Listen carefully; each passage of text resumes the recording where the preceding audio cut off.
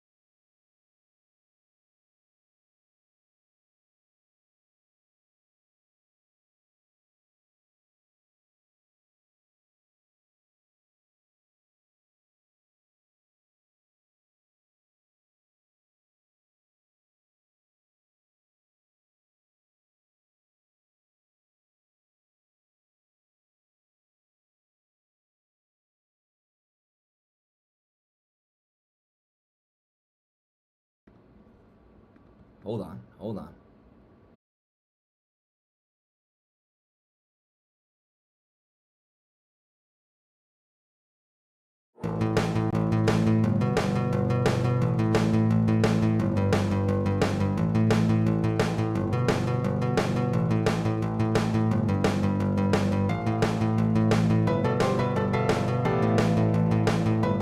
Yo, you guys got me now? Apologies on that. I think you couldn't hear me before. I was mid-yapping and I noticed my audio levels weren't spiking at all, weren't even moving. So apologies for that.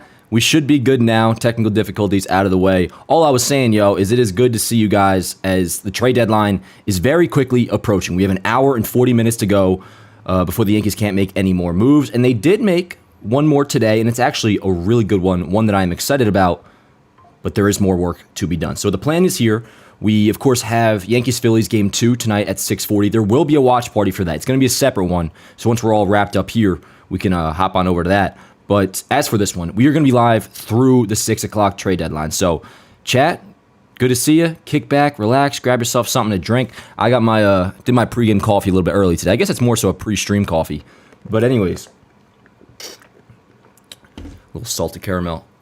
Let's do it, yo. First things first, we do have to go over the injury news, which scared the shit out of me at first. Still not feeling great about it, but that is that Gerrit Cole is scratched from tonight's start. And the reason being general body fatigue. Nothing to do with his elbow, and Cole has since come out. It's straight up that he has not recovered as nicely as he'd like to between starts. Let me get the exact quote here, what it was. But yeah, Cole scratched from tonight's start, general body fatigue. And Cole says he just hasn't recovered well since his last start, described it as fatigue in general and not the elbow. They're not scheduling any tests, and he thinks he could potentially start this weekend after getting a few extra days. So, and that quote dropped right before we came on here, so I'm a little bit more calm about it now. I was actually in the shower while I heard Michael Kay break the news that he was scratched, and then I started, shitting bricks. Fucking ran out the bathroom butt naked to my phone to see what was good, but still not ideal. And he's not pitching tonight, which, by the way, Will Warren will be getting the start in his place, making his MLB debut. So that'll be interesting to watch. He's one of the Yankees' top pitching prospects, probably number 2 behind Chase Hampton, their first-round pick from last year. But he struggled this year in AAA. I mean, the stats aren't great. His ERA is over 6. So we'll be getting a look at him. MLB debut, Gerrit Cole has been scratched. But let's get into the trade news. And speaking of that, I obviously have to have my ringer on, so you might be hearing Twitter notifications throughout this stream. I apologize for that, but kind of self-explanatory why, because we'll be covering this deadline through 6 o'clock and probably a little bit after. So let's get into it with the move the Yankees made earlier today, which in my opinion is a pretty damn good one. Here we go. It was that they acquired Mark Leiter Jr. from the Chicago Cubs. Now, Mark Leiter Jr., on the surface, you look at the numbers. Before we get to that, let's actually break down the trade overall. Let's see where we're at here. Here is the full terms of the deal. Yeah, Mark Leiter Jr., who is under control through 2027. So you're getting him for this year. 2026. You get him for this year, and then 2 more playoff runs after this. So that's 3 total playoff runs of Mark Leiter Jr. And in return, the Cubs got decent little haul, but nothing. Again, same as the Jazz deal. Nothing I'm going to be really losing sleep over. Although you see Jack Neely, you see Ben Cowles, both are having really good years in the minor leagues. Jack Neely does sting a little bit because if anybody remembers, he pitched in spring training, and I don't remember even how he did, but I remember when his stats came up from his numbers in the minor leagues last year. The dude is nasty. He had like 100 Ks and like 6 innings ERA and like 1 dot, and he's followed it up with a good year in AAA this year. He is now going to be a Chicago Cub, so definitely a loss there. But again, we can get over it, especially because the return of Mark Leiter Jr. Don't be fooled by the ERA that you're about to see because, let's see, where we at? You see a 4.21 ERA. I'm telling you flat out, ignore that. This dude is good. 36 and a third innings pitched. First things first, 53 strikeouts in those 36 and a third innings pitched. So the Yankees get their strikeout guy, which they have desperately needed for really the entire season now, but especially as of late. So that adds up to right around a little over 13 Ks per nine for Mark Leiter Jr. And the ERA 4.21, you got to ignore that because everything else suggests he has pitched much better than that. That is an inflated number. You see the expected ERA 2.61. You see the FIP, fielding independent pitching, 2.11. So no matter what, reliever ERA is kind of weird because one bad outing can kind of, tank your season to a degree. But especially when you see the underlying numbers here, there is a reason the Yankees got this guy. And again, the haul we gave, I shouldn't say haul, but the return we gave back to Chicago was respectable. I mean, this is a nice return for them. I imagine they're quite satisfied. But as for our end of it, it's worth it because you have 3 playoff runs of this guy, Mark Leiter Jr. Again, a 13K per 9 reliever. His expected stats, really, really good. And as of late, I think he's been, from what I'm hearing, I think I saw a stat. Did I screenshot it? So actually, let's just pull this whole thing up from Max Goodman. Let me pull this up on the screen here because he just came in clutch on Twitter with a bunch of news and notes. But the one I was going to point out is that he's pitching really well as of late. So this is from my guy Max Goodman over at, I think he's with The Athletic now. He used to be Sports Illustrated. But anyways, first thing I noticed is that he's pitching really well as of late. 0 ERA, has not allowed a run in July. 7 2/3 innings pitched, has struck out 14 of the 23 batters he's faced. So again, the Yankees finally get their big strikeout weapon, which needed that so bad. And we'll have Scott Efros back some point in August, which he can strike some guys out as well. But strikeout, we talked about that. Pitching well. Leiter Jr., 2 more years of team control after this. That's the really exciting part. Like, I was talking to a guy on Twitter before, and he was under the impression that that Leiter was a rental. And if he was, then this return would be, not so feeling so hot about it. 2 more years of control after this one. So again, 3 playoff runs of Mark Leiter Jr. As far as I'm concerned, this is a W trade by the Yankees. I'm excited about it. Need more though, chat, and we can just pull up what the Yankees have done so far. Also, there was another deal, which we'll see here.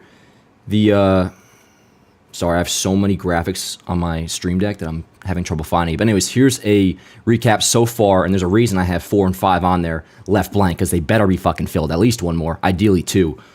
But we also traded Caleb Ferguson to the Houston Astros for minor leaguer international pool money. I haven't seen the number of how much money it is that we're getting.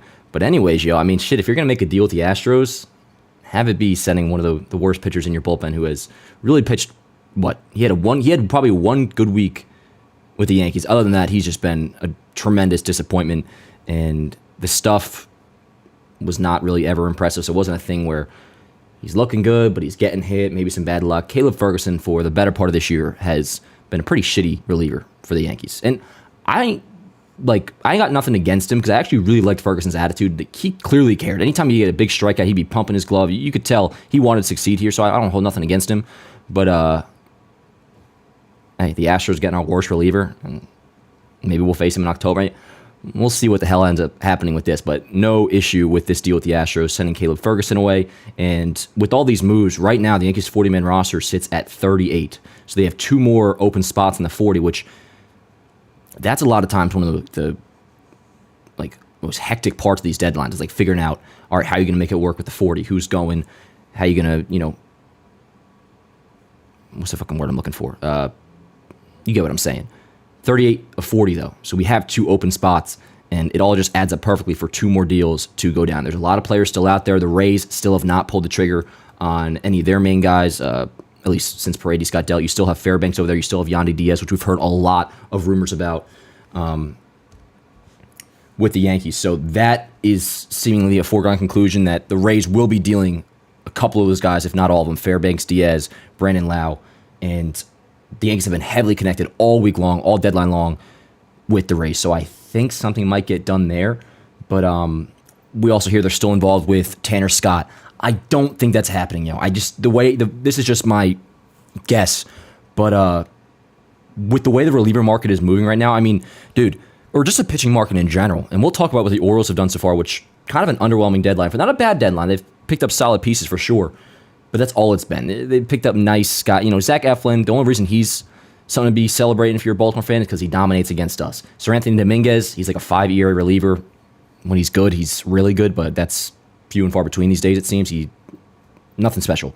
And today they picked up Trevor Rogers from the Marlins, which for those who might remember, Trevor Rogers was really good his rookie year. Had like a 2 dot, and you're like, all right, word, up and coming pitcher. He's off to a great start. This kid could end up really good. He was good for that year. But then ever since then, he's been like a mid-4 ERA guy. This season, I think he's right around that mark as well. He is he's it's a nice little pickup. That's just about it. So they have not made that crazy move, Baltimore. And you could argue we haven't really either. I mean, I say we've had a better deadline than Baltimore so far, but I think we can say on both sides, whether you're an Orioles fan or a Yankees fan, if this is all we're doing, if your deadline, if the deadline ended right now, and this is the Yankees' deadline, and Baltimore had their deadline, okay, you did some stuff, but I think both fan bases agree you haven't done enough. So I think there's another move coming for Baltimore. Honestly, quite concerned about that because they haven't really dealt many of their big-time prospects. Although the reason I brought this whole thing up with Trevor Rogers, that deal with the Marlins, dog, they gave up a good amount for that. They gave up that, let's see, what were the terms on that deal again? It was, I forget their names, but pretty legitimate return that has most people saying that the Marlins did way better than Baltimore did. Again, it's just Trevor Rogers. He's not. Oh, here we go. Breaking news. San Diego Padres. The San Diego Padres are acquiring Tanner Scott from the Miami Marlins. That's from Jeff Passan. Just came out just this second. Breaking news. The San Diego Padres are finalizing a deal to acquire Tanner Scott from the Miami Marlins. Okay, god damn. I wonder what the Padres are giving up. AJ Preller is nuts. And I mean that in a complimentary way. He is insane. He's always going for it. I feel like, Dog was trading for fucking Luis Arias in May, and ever since then, it feels like he's been making deals. Here you go, or I should say since Dylan ceased before the Korean series. Tanner Scott to the Marlins, or Tanner Scott to the Padres. Now, so obviously the Yankees don't get him, and we were just saying before, now we know he's not. I kind of felt we were heading this way because with the way the reliever market is, the pitching market in general, the hauls teams are getting back for pitching right now. I just did not see the Yankees lining up with San Diego, and I'm so curious what the hell the Padres gave up for him because they just acquired Jason Adam. They give up a pretty legit prospect to, I think it was to the Rays, right? So this is going to be interesting. But again, I'll probably just put this up on the screen here for a second. Because this is big news. Obviously, the Yankees don't get him, but now he's off the market, and that was one of the bigger pieces out there. Listen, Mark Leiter Jr., I'm pumped about that deal. That's a really good trade by the Yankees. You need one more reliever, though. You have to get one more reliever. And what's interesting about this, with Tanner Scott now being off the market, for those who want Clay Holmes replaced, which being Clay Holmes' defender, I don't argue too much on that idea. Now, if you say Clay Holmes is just not a good reliever, you're wrong. He has like the 4th best reliever ERA in baseball since the Yankees acquired him. Clay Holmes is a very good reliever. But if you could have replaced him at closer with Tanner Scott, a guy who is having an insane year, strikes people out way more than Clay does, I would have been all for that. Although now, him not being available, let me just pull this up on here real quick. Him not being available, and unless they get somebody else, I'm not really sure who would be replacing Clay at closer. So that's something to follow the next hour or so. Do the Yankees stick with Clay Holmes as their closer, or we kind of chilling on that front? All right, so still nothing on the return to San Diego or to Miami, but multiple reports now. Yeah, Tanner Scott to the Padres. And the Angels, Estevez guy, he was dealt yesterday too. So he's off the market. Interesting. Chat, if you could jog my memory, who is still out there reliever-wise that's a name that's been talked about as a trade target? Because now the 2 main guys are gone. With Tanner Scott to the Padres and Estevez, wherever he went from the Angels. All right. So there is that. But let's get back to the Yankee side of things. We covered their deal for Mark Leiter Jr. Again, really, really good despite the 4.21 ERA. You got to ignore that. The expected ERA, the FIP, the strikeout numbers, and 3 playoff runs you get with him. 2 years of control after this one. Great deal by the Yankees. And in return, they sent over Jack Neely and Ben Callis, 2 pretty legit prospects that the Cubs should be happy with. But with how I feel about the return of Mark Leiter, happy about this. Obviously, the Jazz deal we've talked about at length, and so far that is looking phenomenal. This lineup from yesterday, which the WRC pluses are entering the game. This was just before we went live for Game 1 against Philly. And I assume the lineup will be the exact same tonight. I mean, Jazz in the 6 hole, and of course Stanton's return makes all the difference in the world. But on top of that, with the guys hitting like Ben Rice starting to get hot again, Volpe in the second half has been incredible. Gleyber Torres is hitting really well, which that is something we've discussed with Gleyber. Does his hot hitting over the last month or so, because it's a pretty decent sample size now. You could even take it back to, if you just take the first 2 weeks out of April, he's right around a 115 WRC plus, Gleyber Torres is. So he's been hitting like Gleyber Torres for a good little while now. That makes me feel, and especially with the addition of Jazz and him playing third, and he looked good yesterday. He really, really did.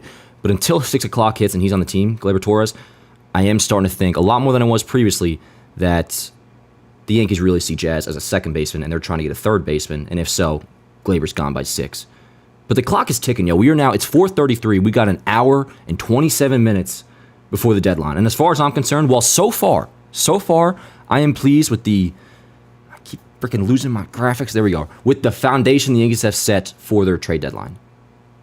It needs to be properly finished, though. Jazz, great move. And I feel better and better about it by the day. Mark Leiter, talked about him at length about that. Okay, word. You got yourself a bat. That's paying off so far. Giancarlo Stanton's back. That helps. Mark Leiter, word. Post to the bullpen. Get a strikeout guy. Really good. You'll have Efros coming back. So lineup's improving. Bullpen's improving. Also, the starting rotation, we still have not heard anything at all. Not a peep from anybody. It's almost like the tweet didn't exist of Bob Nightingale saying the Yankees are in on Jack Flaherty. This is from yesterday, before game time. And nobody has confirmed this. Nobody else has even speculated about it, beat reporter-wise. And nobody has debunked it. So it clearly is a situation where they're involved with Jack Flaherty. Extensive talks. I don't know, maybe that was Bob just trying to really rile people up. But it does seem like they're legitimately interested in Jack Flaherty, which on the market right now, unless they swung a deal for Tarek School, which I don't see happening, unless you want to give up Jason and Spencer. I don't see that happening. Jack Flaherty is the one starter I think I would be all about getting, which for those who knew going into or heard what I've been all about for the last month when talking about the deadline, I really just want to focus on lineup and bullpen. Those are the 2 priorities that this team needed to improve on. Rotation good enough that we can kind of just tell them yo, figure it the hell out. We got to worry about these other areas. And I still, for the most part, kind of felt that way. So real quick, the Yankees, the Astros and Ferguson deal, they got minor league right-hander Kelly Austin, and we still don't know the international bonus pool money. Okay, the return for Tanner Scott to the Marlins from San Diego this is from John Heyman, Snelling and Mercer.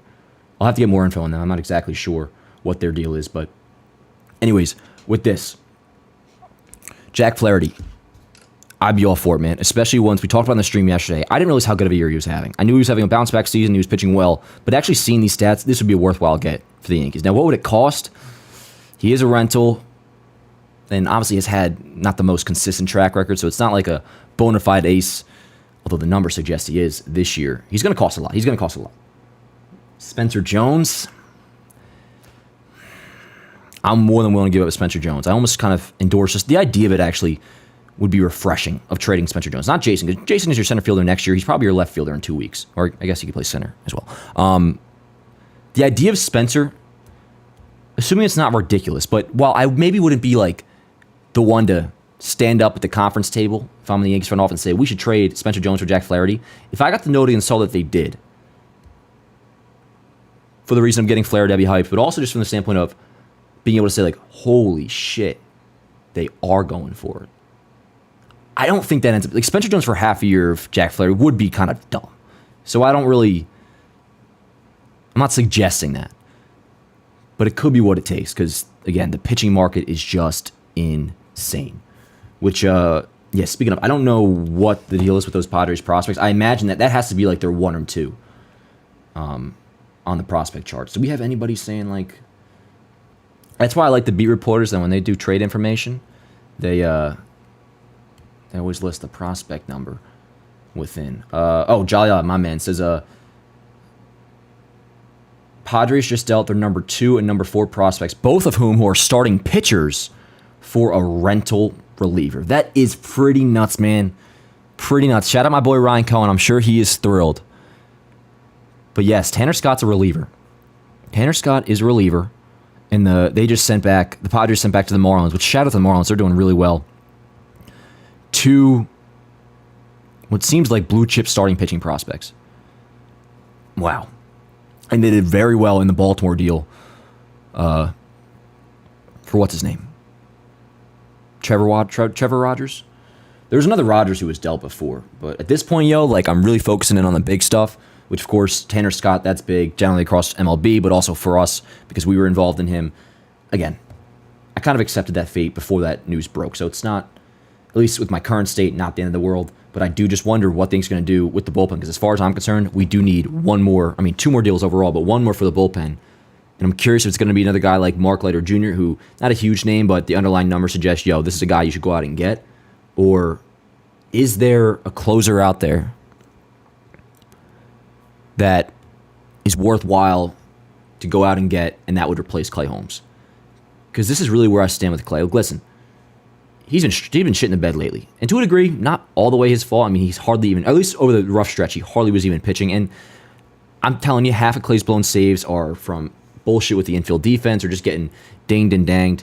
There's a couple of games he had, within the last 2 weeks, really rough, though. I will not deny that. Although he looked damn good in his most recent outing in Boston. He probably the best Clay ever looked. Anyways, going back to what I said before, Clay Holmes is a very good reliever. Very good. One of the best in baseball since the Yankees acquired him. That is indisputable. That is a fact. But with that said, I am by no means against acquiring somebody that would be a reasonable improvement over Clay Holmes. Now, if you go out and get, Mark Leiter Jr., for example, I'm really pumped about him. You don't just make him your closer now over Clay Holmes. But if you get somebody who's actually better than Clay Holmes, you know for a fact, this would be an upgrade. Like Tanner Scott, you bring in Tanner Scott, he is your closer. Even, I'll tell you, man, if we do get Pete Fairbanks, which I'm all about getting Pete Fairbanks, and that, I think that's probably what ends up happening. We get Pete Fairbanks and possibly even Yandi Diaz. We're still waiting on what's good with the Rays. But even a guy like Pete Fairbanks, who I like a lot, it would not be a foregone conclusion that, okay, he's your closer now. That would be a revolving door. Clay, Fairbanks, see who's doing better, and go that route. But, Tanner Scott was a guy where there was no doubt. You pick him up, you add him to the Yankees, he is your closer. And then you get the benefit, on top of that, the domino effect of then Clay's your 8th inning guy. But, so still waiting on some more news. We got an hour and 20 minutes left to go. Of course, here is the recap of what the Yankees have done so far. Acquired Jazz last week. That has gone terrific so far. Mark Leiter Jr., we've talked about that a lot on this stream. Big fan of the deal. Big fan of the deal. And then we traded away Caleb Ferguson to the Astros, so you could argue we just made them worse. And we got international bonus pool money out of it, which is nice. Let's see. What else is going on here? Oh, this is from Greg Joyce. Just a note on Gerrit Cole, which for those who didn't see, Gerrit Cole scratched from tonight's start. Will Warren making his MLB debut in his place. This is from Greg Joyce of the Daily News. Boone says Cole has also been dealing with a stomach bug the last few days, which may factor into the fatigue, hoping to have him start the week. Okay, that as well makes me feel better. Let's just kind of, the downside of this, we don't get to watch Gerrit Cole tonight. That's the unfortunate thing. It sounds like he's pretty much fine, though. Cole said himself he's hoping to start this weekend. Now Boone's saying he's hoping to start this weekend, just needs a couple days, and I guess he's been having the shits recently as well. I think we're kind of in the clear for now with this, especially the main thing being Cole says it's nothing to do with the elbow, nothing to do with the arm. They're not scheduling any tests. So I think we're all good on that front. But all right, let me see what the deal is here. I just want to keep that up for a second. I'm just recapping my beat writer notification to see if I missed anything. Twins acquired Trevor Rogers from the Blue Jays. I saw that earlier. Let me see how good Trevor Rogers is. He's had success in the past. Let's just see what he's doing this year. Trevor Rogers. I was watching MLB Network today. This is one of the few days a year where I'll still watch MLB Network outside of Quick Pitch. Because, they did my boy Chris Rose dirty, so they're banned as far as I'm concerned. But anyways, listen to Joel Sherman, who I love. And he made a really good point about the Blue Jays. Why wouldn't they? If you look at the grand scheme of things, if you're Toronto, why wouldn't you just say, dude, we got to trade Bo, and more importantly, Vlad. Because you look at, obviously this year, you're pretty much screwed. And they're already starting to sell, like hybrid sell, cheap, half-pregnant sell, bullshit sell. But next year, look at yourselves in the AL East next year. With this current Blue Jays core, are they going to be better than the Orioles next year? No. Are they going to be better than the Yankees next year? No. Are they going to be better than the Red Sox next year? Probably not.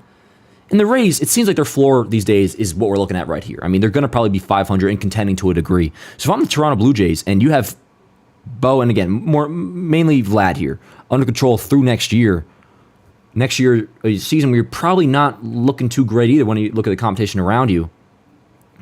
I don't know, man. If I was the Blue Jays, at least with Vlad, I would. And maybe they do. And it's not going to be the Yankees. I'm not even talking this from a New York standpoint, but I feel like if the Blue Jays have any common sense, we will get a notification in the next hour and 17 minutes that Vlad is dealt. But not much smoke around that, so I really wouldn't bank on it. Trevor Rogers, let's see. So not Trevor Rogers, excuse me. Trevor Richards, right? Yeah, Trevor Rogers is who the Orioles got. Which, shit, I'm on his Fangraphs page. Let's just go through his thing real quick. So, 4.53 ERA and a K per 9 of 7.26, which is so crazy, man.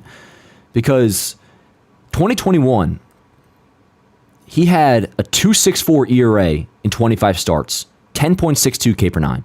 This year, 4.53 ERA, 7.26 K per 9 in 21 starts. So, I mean, Trevor Rogers, if it were 2021, that'd be a big get for Baltimore. Now it's kind of just another Met deal, which is, I think their whole deadline has kind of been. But Trevor Richards, that's who the Twins just got. What's his deal? Not that I'm all that worried about the Twins or nothing, but, just keeping up. 4.64 ERA, 3.28 expected ERA, so maybe he's gotten a little bit unlucky. 8.43 K per 9, so he's whatever. Let's see, John Heyman notification. I'm going to pull up the chat, by the way, in a little bit. Definitely going to pull up the chat soon. I just want to not be missing anything.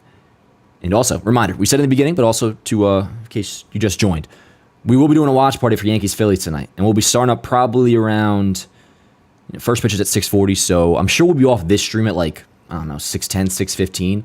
I'm going to hop off real quick, take 10 minutes to set up a new stream and for tonight's watch party, and then we'll hop on that. So we'll go from this 10-minute intermission onto another stream for the watch party. So stay tuned for that. That, of course, is in a couple hours. Alrighty. So, I'm trying to think, what else have the Yankees been linked to? There's been, we talked about the Rays, Yandi Diaz, which Diaz, dude, if you've been in the watch parties, you know how I feel about this. His bat, I'm obsessed with. I would love it. Batting champion last year, has, ever since freaking 2020, been a significantly above league average hitter. Yandi Diaz can ball. The only problem, though, is he might as well only be a first baseman. He's listed as a third baseman, but his defensive metrics are not even just bad, but Miguel Andujar bad, putrid. His career DRS is minus, it might be minus 30 or some shit. It's nuts. An ounce above average hates him too. So when you're looking at Yandi Diaz, he's not really a third baseman. He's a first baseman. So with that said, would you want to make a deal for him? And what that means is he's your first baseman, and you probably honestly may give up Ben Rice in that deal. Which that I'm good off of. I am good off doing a deal with the Rays where you're giving them Ben Rice. I'm not against it all. You bring in Yandy Diaz. As much as I like Rice, Diaz plays first. That's your first baseman. But then you just, put Rice on the bench or send him down to AAA. I believe in him big time. And you guys know I ain't hopping on the bandwagon of his homer last night or him starting to heat up or nothing. I'm saying this forever. I love Ben Rice. And by forever, I don't mean before 2023. 2023 is when he came on the map, so I'm not trying to give myself too credit. But anyways, really like Ben Rice. Don't want to trade him, especially to the Rays. But Yandy Diaz, if you have the option to make him your first baseman, you do it. As much as I like Rice, that's the obvious answer. Now, as for third, let's go back to the lineup here. The third baseman that are available, hopefully available, we'll see. Out of all of them, the one that I think makes the most sense is Matt Chapman.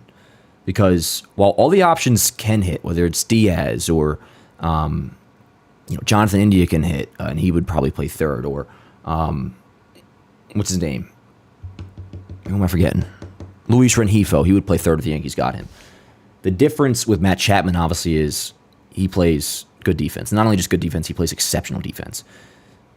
So if we were to go out and get a third baseman, I think that's my top target right now. And then, he plays third. Jazz goes to second. Gleyber gets dealt. But I tell you, man, the more time goes on, I hope I'm not wasting my fucking time in yapping, chat. I hope I'm not wasting my time, because we now have an hour and 13 minutes until the deadline. And could come down to the wire, yo. I mean, I guess it already is, but especially with the Rays, that's really what I'm focusing on now. It does seem like the Rays have it all out there in front of them, and they're going to wait till the last minute or so, or last 5 minutes, to choose which deal they're going to accept. Let me see the control on Yandi Diaz. Is he... Let's see here. Yandi Diaz, spot track. So Diaz is... You would have him... Okay, so he's a club option in 2026, Yandi Diaz. So you'd have him for this year. You'd have him for 3 playoff runs. 3 playoff runs of Yandi Diaz. So that's going to cost a lot.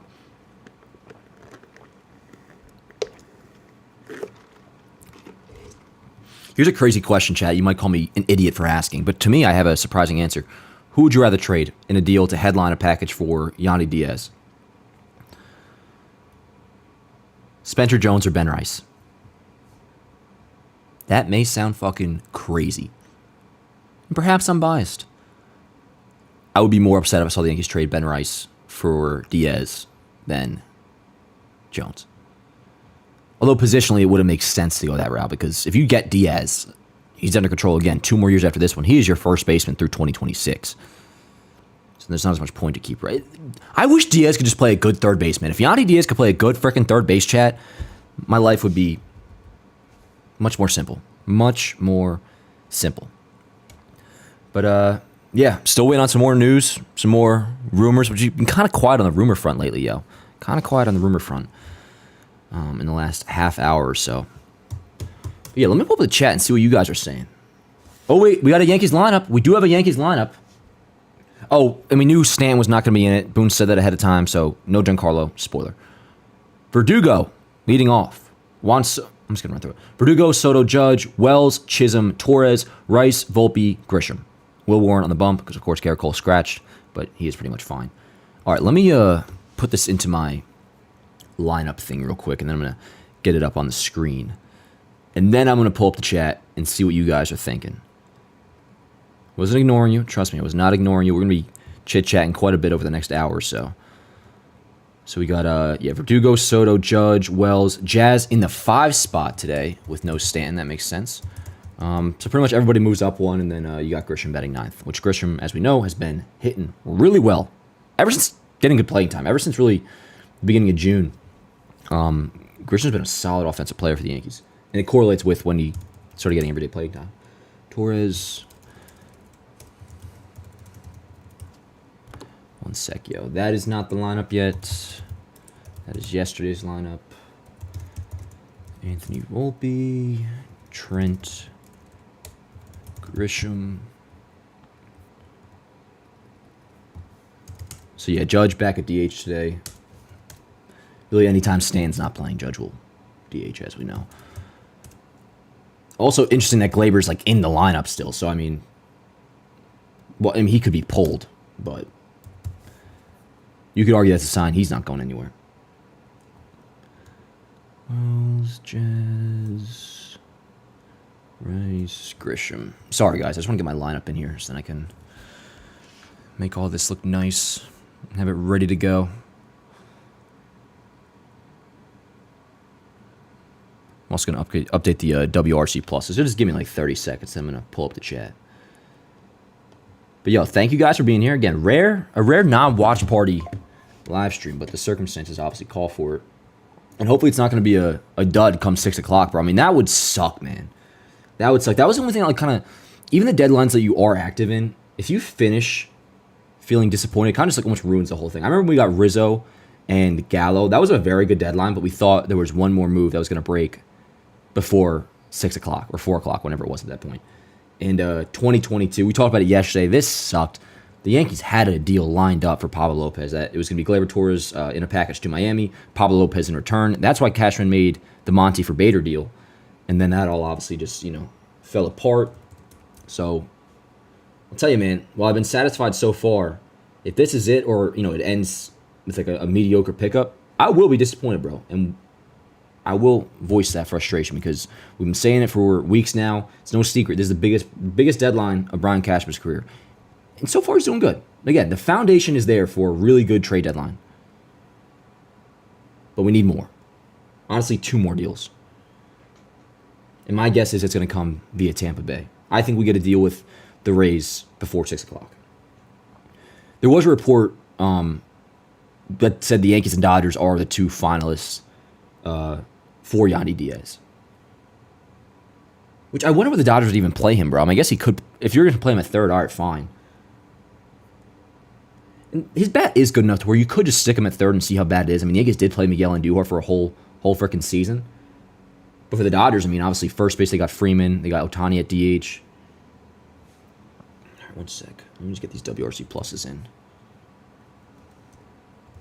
90, Judge 213. 213, fucking nuts. Yo, 1 homer away. 1 homer away. Judge will be at 40 and 100 before July. Austin Wells. Bro, am I like fucking slow right now, dude? I feel like this is Jazz. Glaber's at a 96 WRC plus now. Let's go. Ben Rice is at a 110. Volpe at a 97. So, yo, we're getting closer to a lot of league average WRC pluses. And Grisham at 93. All right, word. So nobody is below a 90. Nobody's below a 93 in this lineup. There we go. There is our lineup and WRC pluses for tonight, chat. Which we'll go over all this and do an actual pregame before the watch party tonight. But, there you go. Of course, this is a deadline show. God damn, we got over 700 people in here. I didn't even check that. Shit, good thing I didn't, bro. I would have started sweating. Yo, what's good, everybody? How are we doing? How are we we feeling about the deadline? Let me pull this up again. This is, of course, to recap what the Yankees have done so far. And so far will be complete in an hour and 6 minutes. The deadline is coming up very quickly. And so far, Jazz, Mark Leiter, those guys in. Caleb Ferguson out. And I have 4 and 5 listed there and blank for a reason. As far as I'm concerned, this deadline is incomplete. So, how are we feeling, yo? We nervous? I'm not going to lie, I'm a little bit nervous. Smelly Cheese says D- deadline. If this were it, and this is all we were doing, yo, it's like a great start, but an incomplete grade is basically an F. So, I won't go that far, but I would go C- probably. C- if this is it. Nowhere above a C+, I'll tell you that. And I'm not going to let how much Jazz is growing on me affect the way I treat Cashman on this, because I've been saying it all week. Come Tuesday is when I will judge Brian Cashman. And I mean, it doesn't really mean shit. I mean, after last year's deadline, I called for him to be fired anyways. But holy shit, he better come through. He better come through. And he has an hour and 5 left. It's not over just yet. But if this is it, I'm with you. Like, this would be big time disappointing. Jonathan India. Dude, Indians in the lineup, y'all lapping. I mean, again, going back to the thing I said about Glaber, just because they're in the lineup doesn't mean they're not necessarily getting dealt. Really doesn't mean that at all. India, though, we talked about it yesterday. There's every third baseman or every infielder I wanted to acquire, there's every day would be like a new flaw I would find out about him. Whether it's praise, the underlying stats, and him hitting under 200 over the last 35 games at the time. Of course, he got dealt at Chicago. Or Luis Rengifo, his underlying numbers. Or Jonathan India, you look at his splits. He has 1 month, it was June, where he had an over 1 OPS. Every month besides that, you can literally look it up. Every month besides, I think it was June, where he had a 1 OPS. Every month besides that was like sub 700. Which makes you think like, do I want India? And his defense isn't all that great. Again, my number 1 target right now, which at this point might feel like a pipe dream. The Giants are being kind of weird, like they're selling, but I mean, they are selling. They are selling. I just don't know if he's available. Matt Chapman. I think Matt Chapman would be the perfect get. Bro, if you finish this deadline, Matt Chapman in, Gleyber Torres out, I honestly think I would be satisfied. And the reason I say I'd honestly be satisfied is because I'm saying even if you don't get another reliever. Chat, let me know. Nothing. Say there's 1 deal left. You get 1 trade, 1 player left. Do you want another hitter or you want another pitcher? Basically another infielder, or do you want another bullpen piece? Or maybe Jack Flaherty.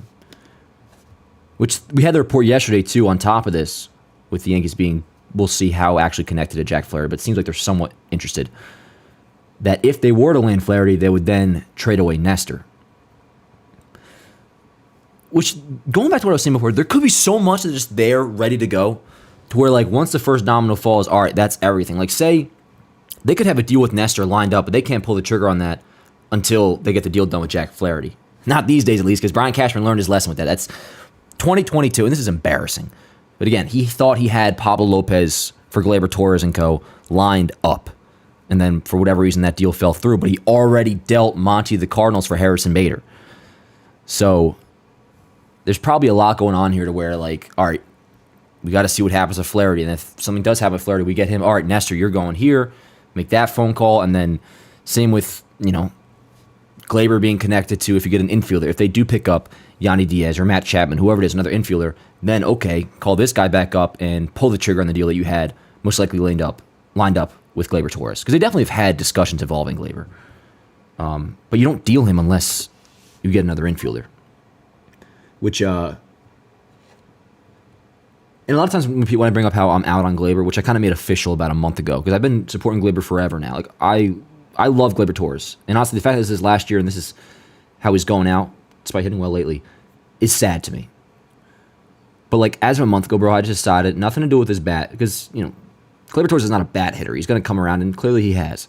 It's the risk of losing a game in October on some boneheaded mistake like he made last night. I mean, whether it's the actual error with the ball he bobbled at second base, or the double play he didn't turn, or I don't ever want to use the word lackadaisical because that implies Gleyber doesn't care. He definitely does care. Although, as I say that, I remember when the reason he got benched was for not hustling to first base. That's just unacceptable. Anyways, as for defense, it's just so frustrating because he has all the talent in the world. He could literally be Robinson Cano reincarnated, and he definitely tries to be it sometimes with those up the middle and to the side throws. But it's like he makes amazing plays all the time, and it's like, yo, you can clearly see why this kid was so highly touted. Like, Gleyber Torres could be incredible. But then he just makes these plays where it's like, bro, is this the same fucking person? Or is our second baseman just an idiot? Anyways, what I'm getting at here is, regardless of how well Gleyber's hitting lately, which is nice, I just have such a big concern that come October we're going to lose a game because we fell for it one last time. And if the Yankees are not trying to fall for it again, it's very similar to Gary Sanchez, where they're kind of just like, yo, gave him a lot of chances, clearly just isn't working, despite there being a lot of good moments and times where you think, okay, maybe this is going to work. Part of the things like, just bite the bullet, yo, get a new guy in here, and let's roll. If not, and you keep Gleyber Torres, again, he's been hitting the ball really well lately, and if you get the good version of Gleyber in October, bro, fuck yeah, I'd take that. I mean, that's one of the better second basemen in baseball. Like, Gleyber Torres, when he is good, when he's, he drank his caffeine that day, or whatever the thing is, I'm not sure. But when he's locked in, which to be fair, a lot of times in the playoffs, he does. I don't actually remember Gleyber having a big blunder in October, now that I think about it, so I'll credit him there. But anyways, good Gleyber Torres, word. I have no problem him being my second baseman. It's just, I don't want to fucking lose a game in October because of that. But we'll see, yo. We'll see. It is 5 o'clock exact. We have, of course, 1 hour until the trade deadline. What will the Yankees do? Again, the question I posed was, let me put up a freaking poll in the chat. Let me put up a poll in the chat. Yep, 1 hour left. And let me say hello to my regulars really quick. Morgan, how we doing? Aid, Johnny, Not So Fun Family Vision, Jackson, Horton. How is it going, guys? I see all you all in the chat. It is good to see you. Let me put up a poll about the question I asked before, which was, what the fuck was it? It was, if you had to, I know some of you guys probably responded to this, but I just want to get a percentage point. Pick one for the Yankees' last move. Now, I'm saying for the Yankees' last move, that's just for argument's sake. They very well could make a couple moves. If you had to pick one for the Yankees' last move, would you... Dog, I tell you, man, like, I don't feel slow today, but when I start typing or just, like, doing shit like this, I am clearly lacking in some part of the brain. Would you rather an infielder or reliever? We'll say another infielder, another reliever. All right, poll has begun. Hopefully I did that correctly. Yo, we got a super chat. Let's go. Daniel Jocko, $2 super chat, my man. Appreciate you, bro. Says the Jazz trade has the vibes of Nick Swisher. Jazz is awesome. And I was excited at the time of the deal. Really the only reason I wouldn't been would be because what I'm still kind of fearful of now, like that can't be the move. And I stand with that 100%. Jazz cannot be the move. But between him by default being an upgrade over what we've been running out there, whether it's at third base, second base too. Even though he's at like a 1, at this point after the homer game, like a 109, but at the time it was like a 104 WRC plus. Just a little bit over league average, but that's still a significant upgrade over, you look at the WRC plus that DJ LeMahieu has, it's in like the 40s. It's a big improvement. So no matter what, I was excited. And you're adding talent in Jazz that could just, as he progresses throughout his career, which we have 2 more years of control, so we could see this happen, he could just continue to blossom and still develop into an even better player because he has a shitload of talent. And it is cool from the standpoint of with Jazz because he is admittedly overrated. I've said that for years, and in part because he was on MLB The Show and he shouldn't have been. He's not actually a superstar, but he does have like the name value of one. So it hit me yesterday when I saw the lineup, or a couple days ago, where we're just like, holy shit, bro. Like Jazz Chisholm, even though he is overrated, if you were to say after we got Juan Soto, I talked about this the other day, say we got Jazz right after Juan Soto, that would have been like a holy shit move. Like, Jazz is kind of box office. And you see it more and more every day. Actually, you know what? Speaking of, let me run this. I was going to say this for the watch party tonight, which I'll show it again before. But just this interview with Jazz is awesome. This is him talking about him using Judge's bat to hit the homer off the position player. And just like, check out his whole vibe. It's fucking awesome. Saw you pick up Aaron Judge's bat for that final at-bat where you hit that home run there. What went into your thought process there? And are you going to use that again tomorrow? Definitely not going to use that again tomorrow. That bat was so heavy, but I was just like, I don't think I ever got a hit against a position player until tonight. And I was like, you know what, Cap? I'm either going to go up there right-handed or I'm going to go use your bat. He's like, go ahead, use my bat. And it just worked. I said, you know what, Cap? I fucking love it, Chat. I love it. Yeah, yo, our third baseman's a little bit zesty. What's it to you? What did he say? He was like I don't know. He's fucking cool, man. Even like the second Meredith asked him the question, the smile he had on his face. Like, I get why Jazz was so beloved, like in Miami, or just why baseball is, always blowing him to my dismay. It irritated me. Jazz, I was so, just because, again, he's treated like a superstar. He's not actually a superstar in terms of production. But man, when you see this shit up close, he is awesome. And it helps when he's playing as well as he is so far with the Yankees. So, yeah. Jazz, great move. Happy about him. But need more. We got 56 minutes left to go. Let's see here. My poll. Oh, it's pretty close. Pretty freaking close. Let's see here. So the question was, and we got over 300 votes. If you had to pick one for the Yankees' last move, would you rather an infielder or reliever? 42% say another infielder. 58% say another reliever. So somewhat close. I think I'm going with another infielder. And Scott F. Ross returning helps out a lot with that. So, ideally, you get both. Another infielder, another reliever. Honestly, that's kind of the necessity. But if I had to pick one, I think I'd go infielder, but I definitely could understand both sides. Alrighty. Yo, my man Nick sends in a $10 super chat. Appreciate you, bro. Says, you posted the best Yankees highlights on YouTube. Thanks, man. I appreciate it. Watched last night's video 3 times. I know you probably don't get monetized for those videos, but thank you for taking the time to edit and post them. Anyways, some of them do, but yeah, no, dude, honestly, it's a win-win because, one, I'd like to watch them back myself, and not to toot my own horn or nothing. It's really not a big deal. It's fucking MLB highlight video, so it's not. I'm not patting myself on the back here like crazy, but like I edit the highlight videos the way I would want to watch them. So there's a source for me to watch them. The way the videos I like to watch highlight videos the way I like to make them. So it's like to my own benefit, and also it helps me process the game like much better. Obviously, I watch it in live time, but like going through and seeing it all again, I have the box score and like each individual play pulled up on my phone as I'm making the highlights. I think it makes me like process the game better. So it all works out, bro. I appreciate it. Thanks for the super chat, man. Thank you so much. Let's see here. Alrighty. Damn, bro, we're getting hella super chats. You guys don't got to do this. It's crazy. Juan Valencia sends in a $5. Just being supportive. Appreciate you, bro. Ethan FV sends in a $5 super chat. My man. Says, good to see you, Dan. Let's get Yandi and Fairbanks. Also, please check Twitter DMs. Sent you something on the Yandi front. Dude, I would DM me on Instagram, bro, because my Twitter DMs, I'm not sure what's going on with that, but I swear I'll see new messages pop up on the icon. It'll say, like, you got a new message, and I go to click on it, and there won't be a message there. So I'm not sure if, like, my Twitter direct message server is full, if that's even a thing. But if you actually have something you want me to see, bro, send me at Instagram at Dan Allenwork, not Yankstaff, because Yankstaff I probably won't see it.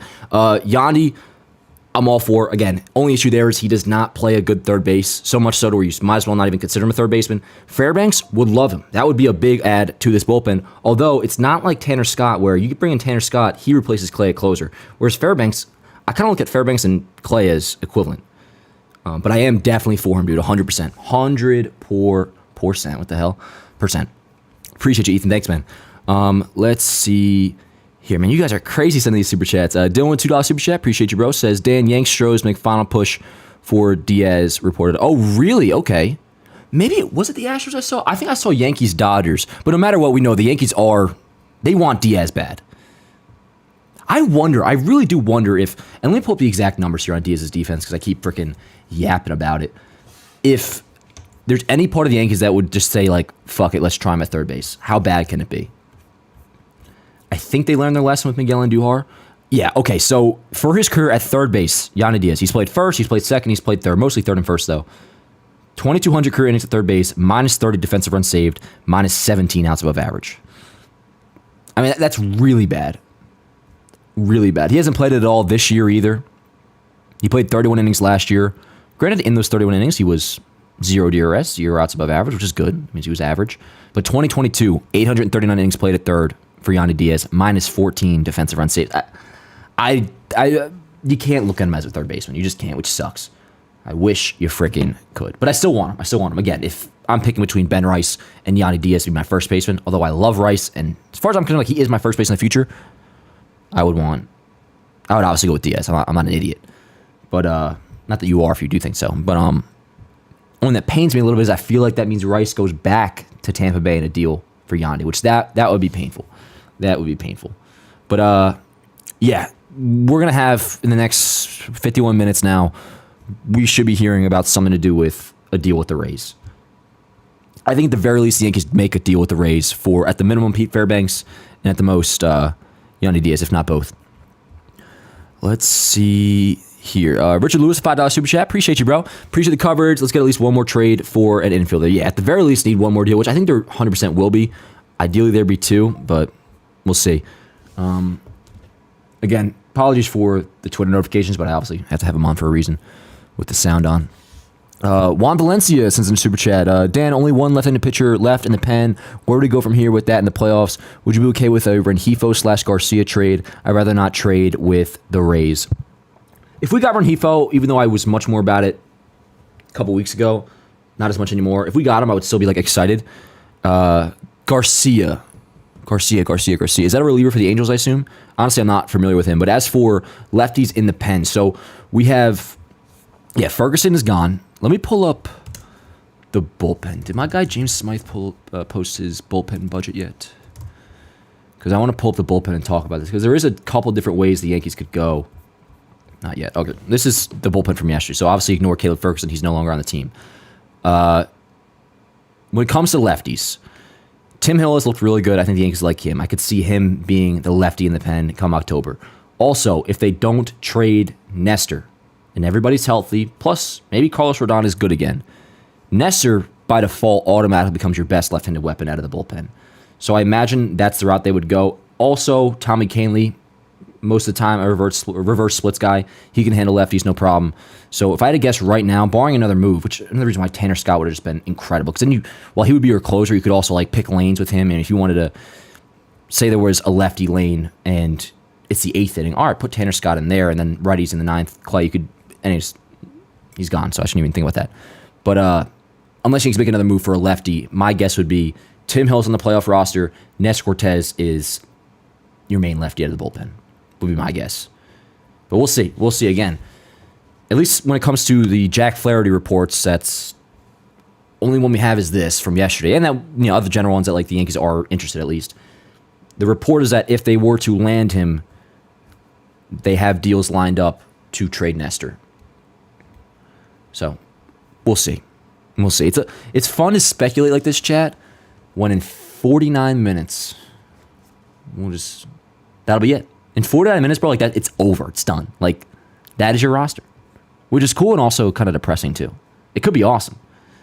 Or it could be, day ruining. We will see. Man, the lineup looked so freaking good yesterday that I hope it did not convince the Yankees that, oh, no, we're good. We're good. Would say very well could be good.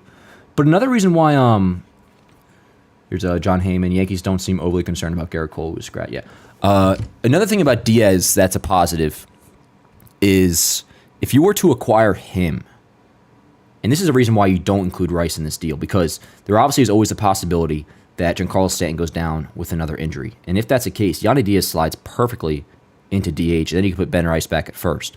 So just in terms of depth, even if you don't trade Gleyber, I know I've been saying if you get another infielder, Gleyber's gone, but you could acquire Yandi Diaz, and he'd be playing every day, don't get me wrong. He would start over Ben Rice. But that would just make your lineup so much more deep that if a guy goes down or certain dudes start to struggle, I don't want to call it an insurance policy, but it almost makes Ben Rice the insurance policy, to where you could, if Stanton goes down, you DH Yandi Diaz, Rice plays first, and there you go. Here's a trade. Brian De La Cruz goes to the Pirates. Okay, good for the Pirates. I mean, I guess you consider that that's obviously a win now move. They wanted to get offense, and they kind of did. Although Brian De La Cruz, has he ever actually hit league average? His rookie year he did. He was 111 WRC plus, 58 games. But for his career, 97. This year, 245 average. Does have 18 homers. 96 WRC plus, .1 WAR. Go for the Pirates. They get a little something. That's a nice little deal. Nice little deal. All right, so that's the latest there. Alrighty, let me pull up the chat again. Let's see here. Where the frick is my chat? Oh, there we go. Alrighty. Pazzo AF. Oh, where we go? Hold on now. Hold on. Hello from Germany. That's dope. Great channel. Hell yeah, dude. Appreciate you. Thanks, man. Let's see. I'm going to answer all you guys' questions. Just want to make sure I get all the super chats before I lose them. Anthony, yo, what's good, Dan? What's up, bro? How many moves would you say the Yankees will make before the deadline ends? I'm comfortable saying they will make at least one more. Like, if I had to, rest the fate of my life on an answer, I would say they will make at least one more move. Where's my button? Here it is. But I want to. Or if you do, I don't need two if you do a deal with the Rays and you get Fairbanks and Diaz. All right, work. Honestly, yo, just for simplicity and the fact that there's 45 minutes left, let's just do that. Get me fucking Yandi Diaz and Pete Fairbanks, and let's call it a deadline.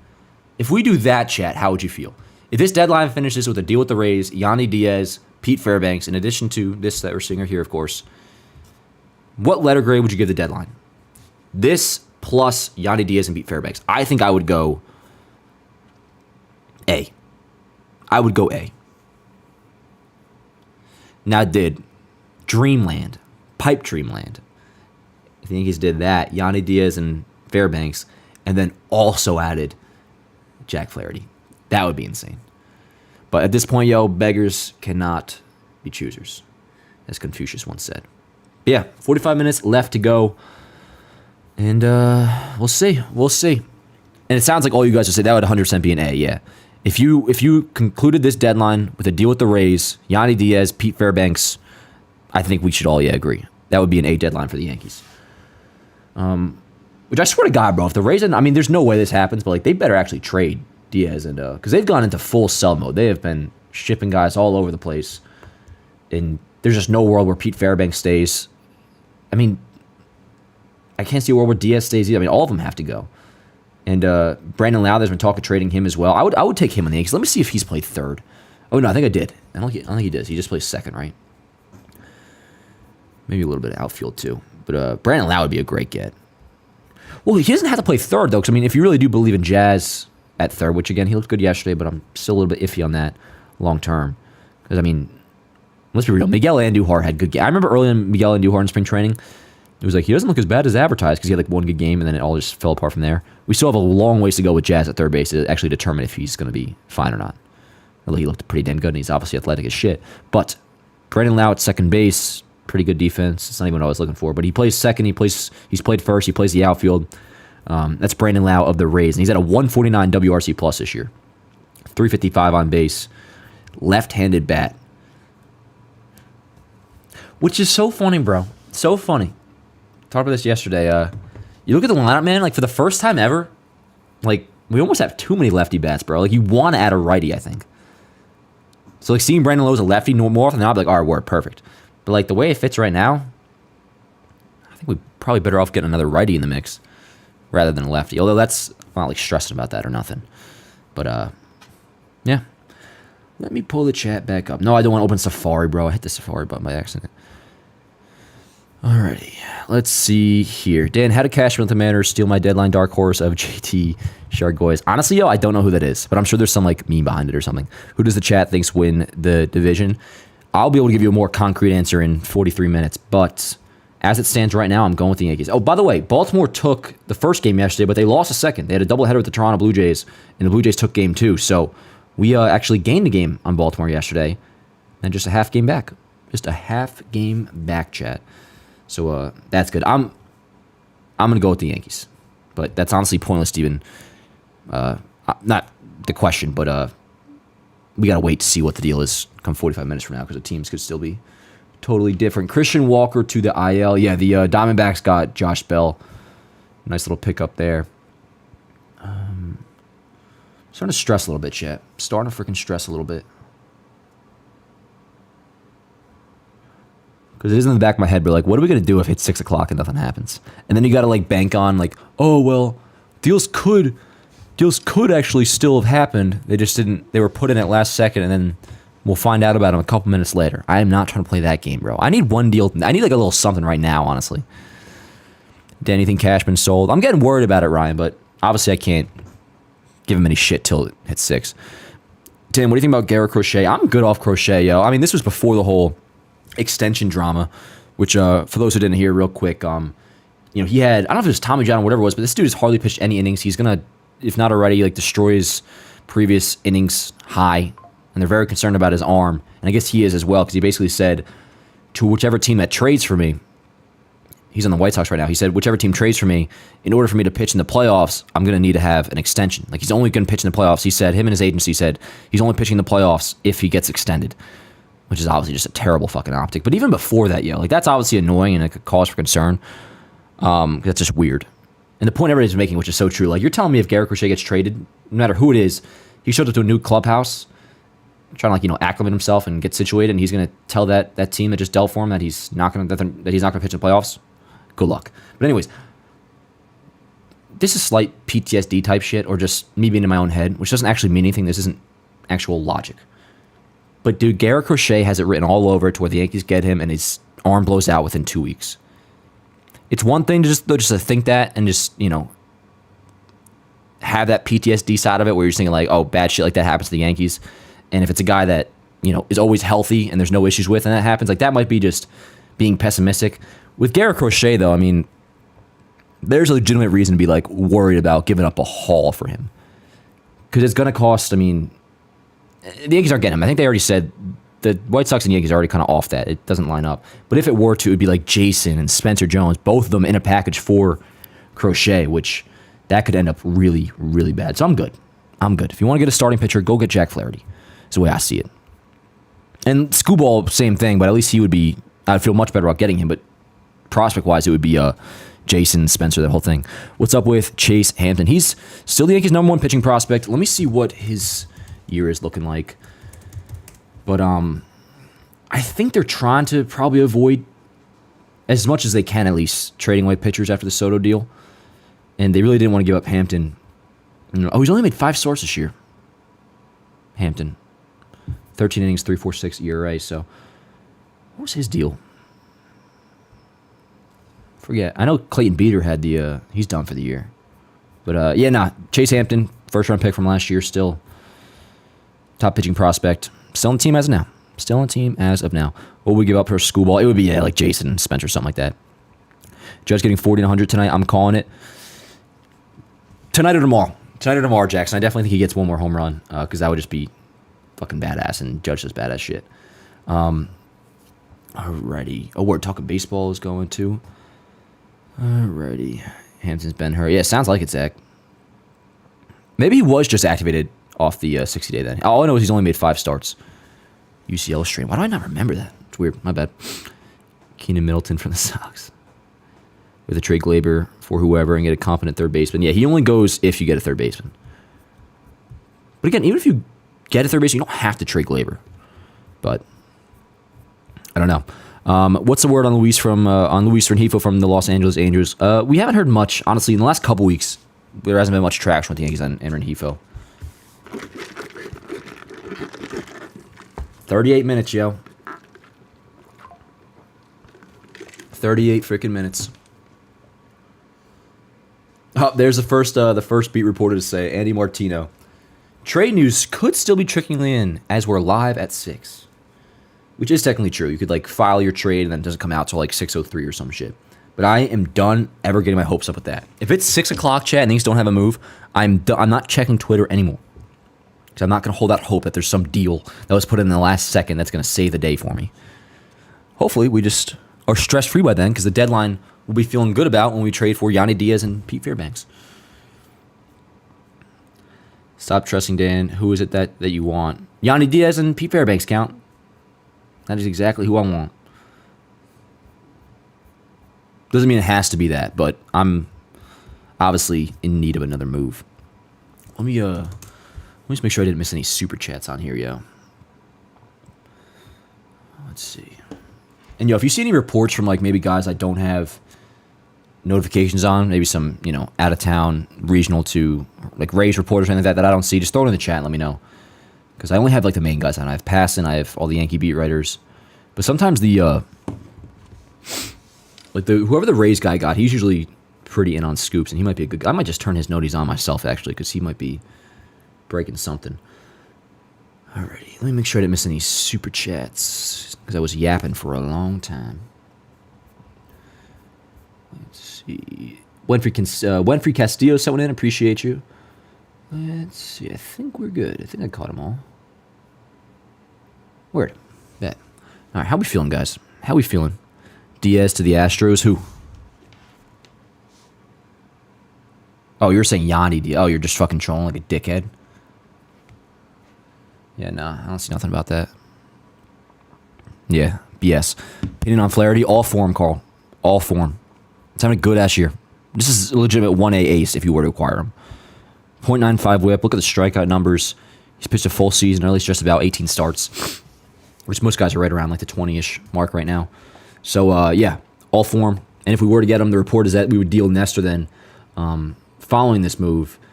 And then it'd be interesting to see what a possible deal for Nestor would return back, whether it's active big league talent or prospects.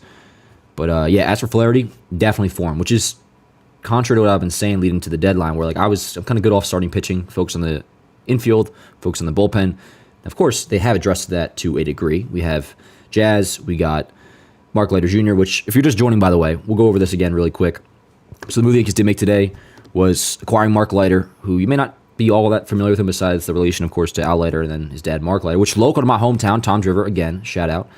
But, yeah, Jack Neely, Ben Cowles to Chicago, two solid prospects, but nothing you should really lose too much sleep over, given how good Mark Leiter Jr. is. When I say good, I don't want to look at the ERA, look at the expected numbers, the underlying numbers, the strikeout numbers.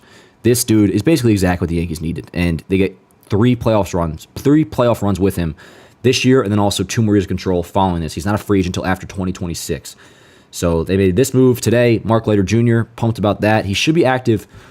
I doubt he's active for tonight's game, but or maybe he is, but I assume not.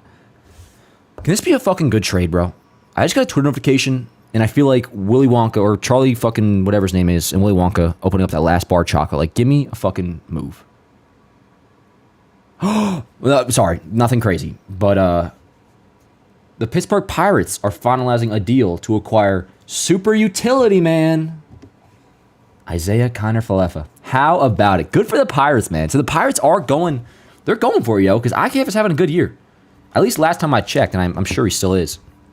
IKF has been like one of the better hitters on the Blue Jays. Last time I saw, he was at like a 110 WRC plus. He's at a 116, dog. 116. He's hitting 292 with a 340 OBP. 7 homers, 2 WAR, and what do you know? He's playing pretty much. He's played some second as well, but third base and second base is what he's playing for the most part, and he's thriving. Good for IKF. So he goes over to Pittsburgh, and they're having a little bit of a deadline. Yeah, it's awesome, Morgan. It's awesome. Alonso says, I'm so scared. I'm nervous. For sure. But 24 minutes. 24 minutes. Which, yo, bear with me for a second, chat. I just got to, I got MLB Network playing over here. I'm just going to fucking crank this up for a second. I got to make a pregame. Actually, maybe I just keep yapping during it. I'm not going to make a pregame. I just got to put the lineup in. Because we did get our lineup, which, this will be easy. It's right in front of me. But if you're just seeing it, Verdugo, Soto, Judge, Wells, Chisholm, Torres, Rice, Volpe, Grisham, Stanton, planned day off. Boone said it yesterday that he would not be in the lineup today. That's kind of how they're working him back. I think it's pretty stupid. I mean, I feel like it's almost better for him to be playing in back-to-back games. Keep himself loose, but it is what it is. It is what it is. It's not the end of the world with how good everybody's looking, and you got Grisham, who's been hitting well, too. So, left field, right field, DH, catcher, third base. There's John Heyman, getting the news 5 minutes late that IKF's going to the Pirates. Second base, first base, shortstop, center field. Oh, shit. When I set this up earlier, I had Gerrit Cole as a starting pitcher. So I got a picture of Will Warren. Again, Will Warren, one of the Yankees' top prospects, and he looked pretty good in spring, and he was obviously in contention for the fifth spot in the rotation. He is having a pretty rough year down in AAA. He's at like a high 5 ERA, or I think it's over 6, actually. But apparently he's been pitching much better as of late. He'll be getting the start in Gerrit Cole's place tonight. Again, just bear with me real quick. I got to get this up on Yanks Ave. And then, damn, bro. So we were robbed of a good-ass pitching matchup. Of course, Louis Seal versus Zach Wheeler yesterday, which, how awesome is that, yo? Lighting up Zach Wheeler for 7 runs. And then tonight it would have been Cole versus Aaron Nola. Now it's Will Warren against Aaron Nola. But still exciting because he's making his debut.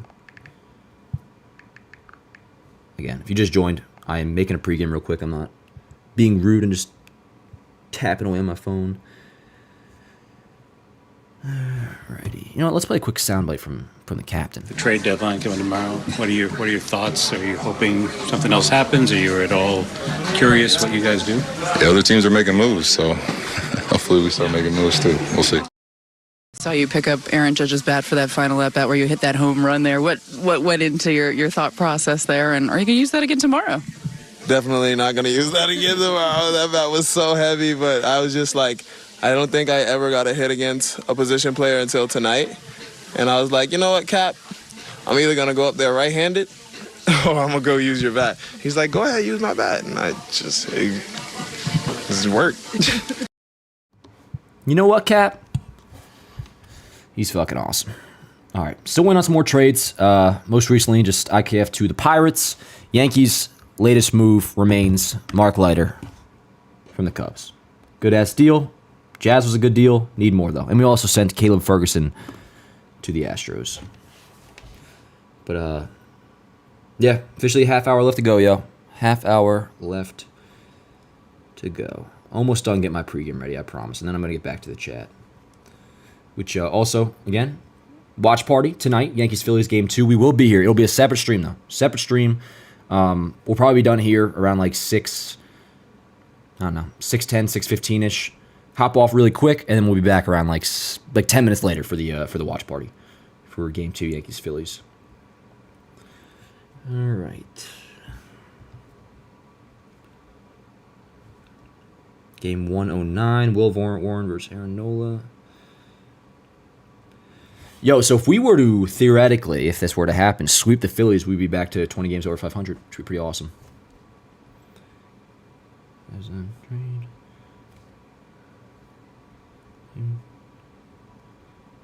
Philly. As the deadline approaches.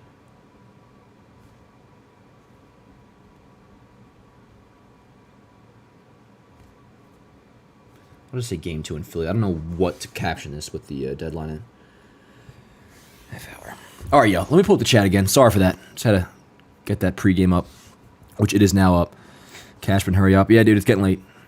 It's getting late. I love you too, Mateo. I love you too. Dan, what about left-handed pitcher Aaron Ashby from the Brewers? He looks pretty nice, and the Brewers might want to trade him and give him a fresh start. Is he not pitching well? Because the Brewers are obviously contending, so I'm not sure if he was pitching well that they would do that. But I don't know. I think with this time we have left, you got 29 minutes till the deadline. I'm really just kind of banking on, are we getting a deal done with the Rays or not? And if so, Yandi Diaz, Pete Fairbanks, there's your deadline. And we kind of all agreed earlier that if that were to be the case, you have this and you finish. This has not happened, but if you were to finish with a deal with the Rays, Yandi Diaz, Pete Fairbanks, that would be an A deadline, maybe even A+. But for now we wait. Jesse Patterson says, Dan, I'm freaking out, man. I'm nervous myself. I'm not freaking out just yet. Not freaking out, but as we get to like 550, obviously I'm going to be tweaking. Yeah, we saw it, Al. Yep. I kept to the Pirates. Bad trade down for the Yankees, I guess more like pathetic. J Cobb, it's not over yet, though, bro. If this is it, then I'm with you. I wouldn't call it pathetic. It would be, at best, a C-, which is bad. It'd be incomplete, which might as well be an F. But there is still 32 minutes, or 28 minutes left to go. It's kind of like, when we're down 2-0 in the third inning and people in the watch party chat, or very few people will be like, game's over, season's over. Come on, bro, give me a break. You got to play on Diaz. As in, what would it cost? He has a lot of years control, 2 more years after this one, and it would probably come in a deal with Pete Fairbanks, but either way, dude, I'm telling you, it probably is coming down to Spencer Jones right now. I bet the Rays are asking for Spencer Jones, just because of how much control Yandi Diaz has. The more reasonable move, and it would crush me, would be if they were to do Ben Rice for Diaz. Because if Diaz is your first baseman, he's your first base for the next couple of years, so then putting Rice in that deal would make a little more sense. Give me something. God. Tyler Matzik traded from the Braves to the Giants. Yo, how about the Braves getting Jorge Soler back last night? It's very rare that I even comment on like other baseball news, like on Twitter. I just talk about the Yankees. Even that one had to say like, that's fucking hilarious. Aaron Judge and Shane Gillis. Yo, I'm gonna take a leak real quick, chat. I actually have MLB Network on this TV, so I'm just gonna, while I'm running to the bathroom real quick, I'll just throw this on. Listen to Dan O'Dad and them yapping. Morgan and Chad, if anybody asks where I'm at over the next minute, just let them know. Run to the bathroom real quick. I will be right back. 9 in this run. It reminds me of the Angels last year with Ohtani. They played well enough in July, getting back to being honest with yourself, to think that they still had a shot at the postseason. Don't blame them for that. Grichuk, Giolito, they tried everything. They missed the window, though, of trading Ohtani. And the Tigers, to me, if they had fallen apart in July, would have been more likely to move Terrence Google and make the kind of deal you're talking about. Half hour left. We are just about backed into the 11th hour here. Folks, stay with us. More in the remaining 30 minutes of this trade deadline season right after this. WeatherTech products are designed and manufactured in America using only American raw materials. Most competitors make things 7,000 miles away and then wonder why they don't fit. With WeatherTech in your vehicle, you may hear angels singing as you marvel. How do they do it? Simple. American technology and American workers deliver quality, not imported junk for a few bucks less. Get the world's best floor liners and support America. Find your fit at WT.com. Kind of feels like everyone's trying to copy the $5 biggie bag. So how can you spot a knockoff? It won't taste like Wendy's. This job is easy. When the deal is as fresh as the meal, gotta be Wendy's. With over 15 ways to cook, like air fry, steam roast, no preheat, and more, Frigidaire Total Convection Ovens put yummier, healthier family meals at your fingertips. For all we share, Frigidaire. From meat-free Monday to sizzle pan Sunday. All right, yo. Sorry about that. Drain the lizard really quick. But I was, of course, checking my phone in the meantime, and nothing has gone down. 5:35, 25 minutes left to go. This is where we start to get a little bit nervous, chat. Kind of been nervous. Not tweaking just yet. Not tweaking, because I do really think, probably even since last night, with the way so much smoke has been around Yankees, Rays, Yandi Diaz, Pete Fairbanks. And, we've heard it's Yankees, we've heard Astros, Dodgers, all kind of in on the Diaz sweepstakes, possible deal with the Rays. It really just feels like the Rays are obviously just right there. They have those 2 or 3 teams, whether it's obviously Yankees, Astros, Dodgers. And the deals are probably almost entirely laid out. They're just waiting for that big push from somebody. And I do kind of fear that somebody could be Spencer Jones on the Yankees end.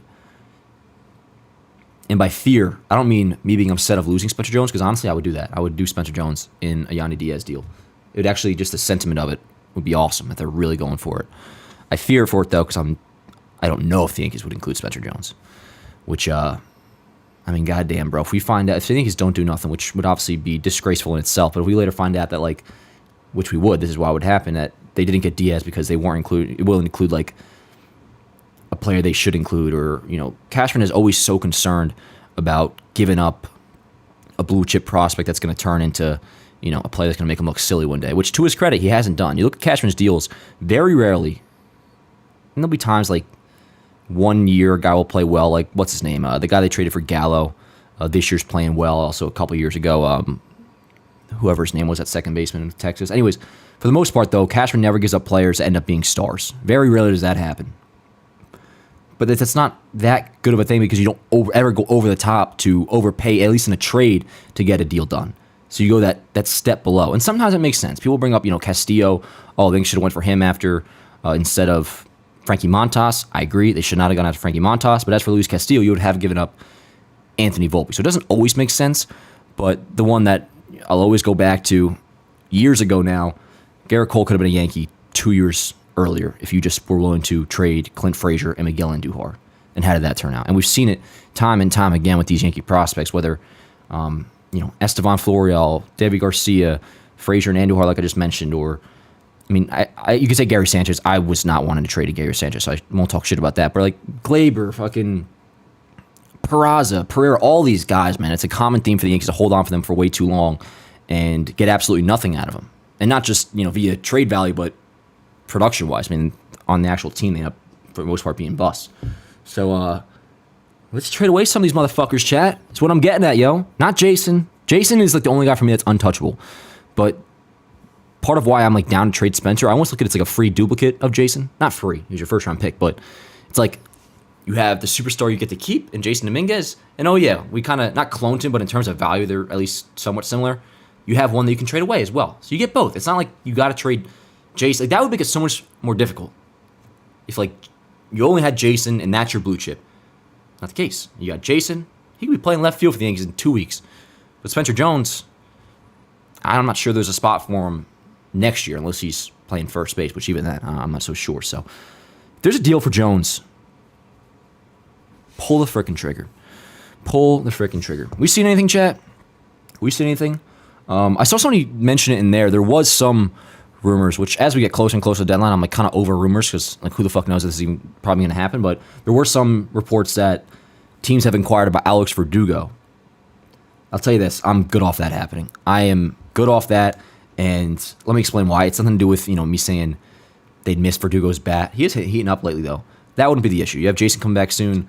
Grisham has been the better player the last couple months. I can get over that, but it is a real thing that trades can disrupt a clubhouse. We saw it with the Brewers when they traded Josh Hader, fucked everything up.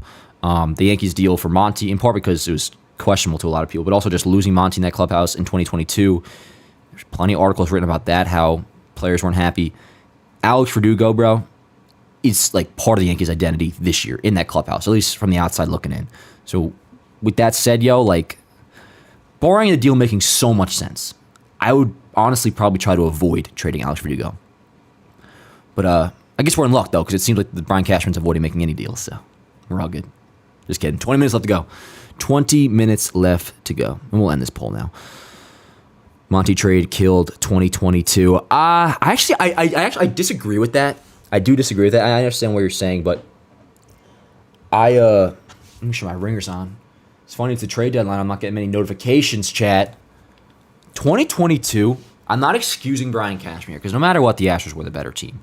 And for those that have watched me, you've heard me say this a lot, but the Yankees had horrible luck in 2022. In part, was their fault. I mean, getting Frankie Montas while he was basically already known to be hurt, stupid. Getting, let's see, who were we literally just freaking talking about? The Jordan Montgomery trade, the way that all happened, that obviously was not great at all. That was bad on Cashman's end, thinking you had a trade lined up for Pablo Lopez, so you make another deal because you think that's happening, and then that deal doesn't happen, and it all was just a shit show. Cashman is at fault to some degree, but I will say, man, 2022, we had the worst luck because it was after the deadline that Matt Carpenter breaks his foot, gets hurt. DJ LeMahieu hurts his foot. He's never the same, really, ever since. Andrew Benintendi, the guy you acquired for, who was just starting to heat up, he fractures the hamate bone. Give me something. Give me something. Another Marlins trade. Huescar Brazoben to the Mets. Okay, so Marlins, I mean, rightfully so. Full-on fire sale. Good for them. Man, I think, is that guy half decent? Good for the Mets, if so. Anyways, to wrap up 2022, because that's all we're here to talk about. If that shit didn't happen, we don't get swept by the Astros. Not saying we would have won. Probably wouldn't have won. But that series at least goes to 6 or 7 games. So that was, in my opinion, what killed 2022. Which is why, it's nice we got this shit out of the way. Well, I'm not saying it's fully over, but you like to think it is. This 1-1 slide that happened. Because in 22, There was it was leading up to that where we were struggling, but it really wasn't until after the deadline where shit started to go wrong. Whereas this time, we got it in June. So we're able to take care of all these holes. At least we had the opportunity to. We'll see if we actually do. Again, I'm very pleased with the foundation of the deadline so far. Like, we have a nice thing going. It's just not finished. Jazz, love it. Love it more and more by the day. Mark Leiter Jr., big fan. Big fan. Look at those expected stats. Look at those strikeout numbers. Great trade. You got rid of Caleb Ferguson. In my opinion, you just made the Astros worse, and you got international bonus pool money out of it. Very good. There's a reason I have a 4 and a 5 there, and they are left blank. Need more. Need more. We have 17 minutes left, chat, until we find out the fate of... Well, I was going to say the fate of whatever's going to happen with what the Rays are doing with Yandi Diaz and Pete Fairbanks. But you could just say the fate of the Yankees season if you wanted to. God damn. See, that's what's so annoying about these beat reporters, bro. I understand this is how it works, but you get one tweet notification about, like, that Mets deal they get this time, the Huascar guy. You get the one tweet, all right, Mets are requiring this guy. And then you get 5 fucking other tweets within the next minute, and then John Heyman 5 minutes later, where it's like the exact same information. Might as well be copy and paste, comma, at Jeff Passan first. They got to all get together in a room and figure out, like, yo, we don't need to all be doing this. Just retweet the damn dude. Even that's kind of annoying. Like, that's why I turned off Baltimore Orioles finalizing a deal to acquire Eloy Jimenez from the White Sox. Is he still good? Because he has been inconsistent in his career. Let me, all right, I'm going to actually grab this and throw it on the screen because that's a pretty big deal.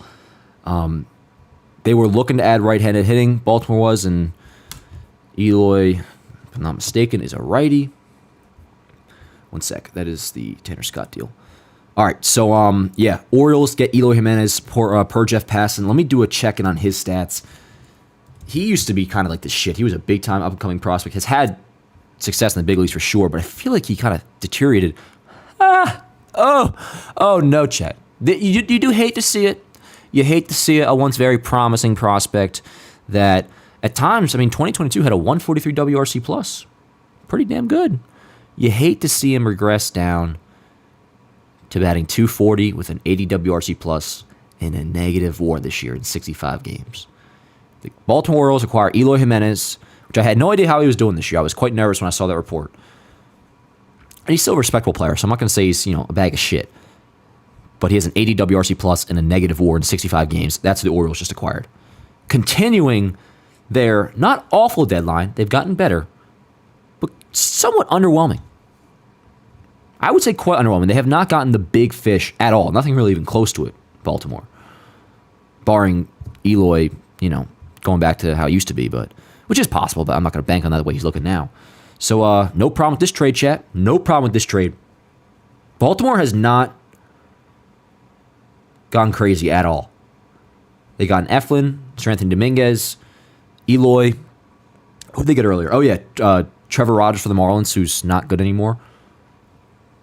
Not amazing. I can't imagine. If you're an Orioles fan, I can't imagine you're thrilled. And this is actually nice. Because there's more moves that could be coming. But while I've shared this same opinion the whole time, like underwhelming deadline, I kept thinking, and it still could happen with 15 minutes left, that Baltimore has the big move coming. I was very fearful of that. Still am to a degree. But there's a chance like this is the last thing they do. And if so, I ain't sweating that, yo. I ain't sweating that. What I am sweating is that there's now 14 minutes left. And nothing from CASHMAN just yet. Dude, if we don't make a deal, or if it's something stupid, tonight's game, I'm just not even going to be able to enjoy it. Let's get a fucking trade going, bro. We got 14 minutes left. No Yanni trade? Is that right? Where do you see that? Where do you see that, yo? Could somebody tag me on Twitter? Was it from one of the Rays beat reporters? Mark Feinstein said it. Don't I have notifications on for Feinstein? Oh, I don't? Feinstein's a man. Never say never until the deadline is passed, but it appears the Rays will not be trading Yandi Diaz today. Sons of bitches, man. What are they thinking, bro? Why not? What are they asking for, bro? What are they asking for? Let me pull this up on the screen. All right, so, well, like Feinstein said, never say never, but goddamn, bro, if the Rays aren't trading Diaz, what are the next 13 minutes going to be, yo?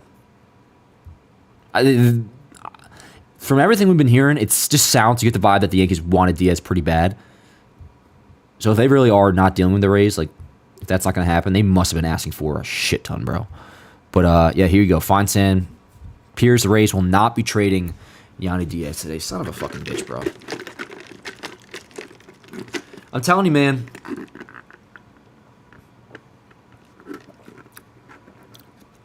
It wouldn't be the end of the season. Like, there is a world where they could still win without it. But if the Yankees just finish this deadline by, let's say it's just Pete Fairbanks, and that's all, I'll be disappointed, Chet. I will be disappointed if that's all you get. I want another hitter bad. And at this point, this is me being pessimistic. This doesn't actually mean anything. But it just feels like how much more that's crazy could go down in terms of, like, multiple deals. Like, I'm sure, like, Gleyber's definitely staying. And I know he's in tonight's starting lineup. That doesn't mean everything. But at this point, 12 minutes left, you figure Gleyber Torres is a Yankee for the rest of the year. He is your second baseman. And I don't want that to be the case.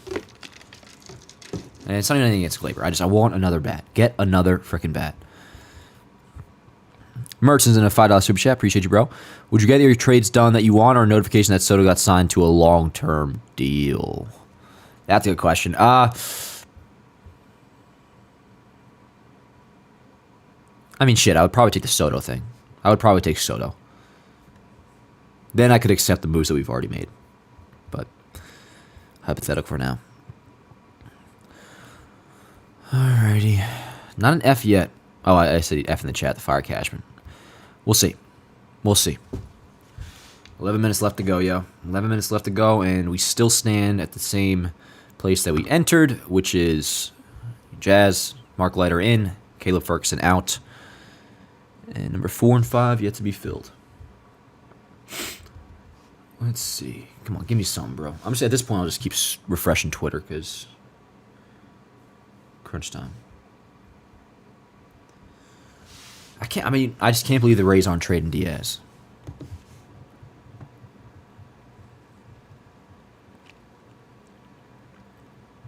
I mean, it's better than him being dealt to the Astros, I guess, but it's annoying. It's annoying. God damn, bro. I don't want to be fucking pissed off 10 minutes from now, dude.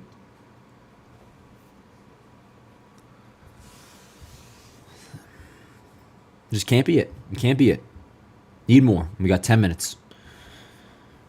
10 minutes. Even get a starting pitcher or another bat at this point.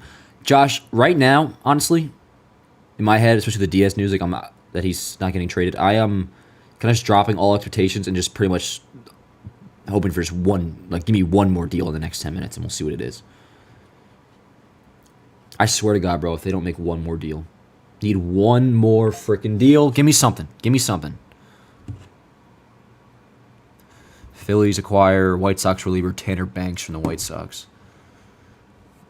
I mean, I guess I'll look what his deal is because we'll probably, maybe face him tomorrow. Tanner Banks. So, bro, the White Sox and Marlins are really fucking feeding this deadline. 4.13 ERA, 10.31 K per 9, so he's solid. 9 minutes. 9 minutes. Starting to tweak a little bit, chat. Not yet, Cheo. Not yet. No Flaherty trade. Need something, bro. Need fucking something. No, I don't think Marnash will be called up.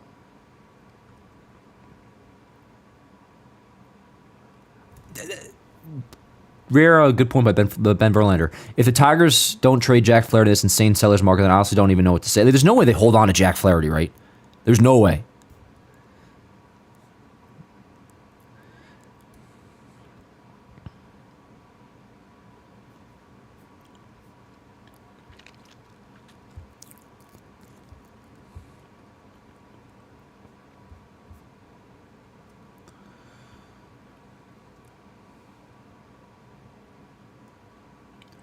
Eight minutes, yo. Yankees option, Yandris Gomez. The replies to that tweet will be funny. Source confirms Orioles acquire Eloy Jimenez. We know. Man, I swear to God, bro. My boy Earl, who's negative as hell, and I like him. I like my boy Earl. But usually don't disagree or don't agree with him because he's negative as hell. I completely agree with this. I mean, if this is it, which may not be. We've 8 minutes left, but he goes, what a horrible deadline from Brian Cashman. Jazz and Leiter are fine, but not enough. Don't let them tell you they were all in, quote unquote. Traded nothing of substance from the farm. That, right, I could not agree more, especially that last line. If this is all the Yankees do in this deadline, you really didn't give away anything from the farm. Which, with where we're at with this team, with where the American League is at, it's being in its thinnest state of the Judge era, like you almost have to give up something at a principle that hurts a little bit to actually, keep up the notion that you're going all in. Because as of right now, this trade deadline that we're at, as of this minute, is not World Series or bust. But we got 7 minutes. 7 minutes. For all I know, I'm tweaking for no reason. Give me something. Give me something. Gerrit Crochet will not be traded per Ken Rosenthal. Interesting. The Yankees weren't going to get him anyways, so. Dude, I swear to God, bro. I swear to God. Like, Barry, my boy on Twitter at Yanks Bar, perfectly said, quotes, Brian Cashman after the deadline is going to say something like, we try to get some more deals done, but prices were just higher than we were comfortable meeting. It's going to be some shit like that, bro. Need another move, chat. Need another move. Need another fucking move.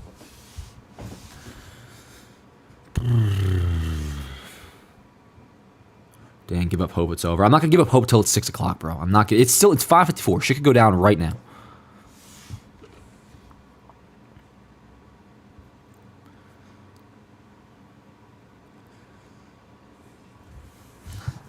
Now, this would necessarily make anybody feel better, but I'm pretty sure there was like right at this time where the Bader deal went down. It was like 5 minutes before the deadline.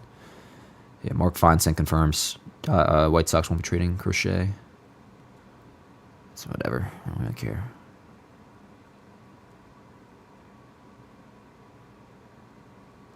Bro, if you're a fucking beat reporter right now, tweeting anything but trade news, kind of insane.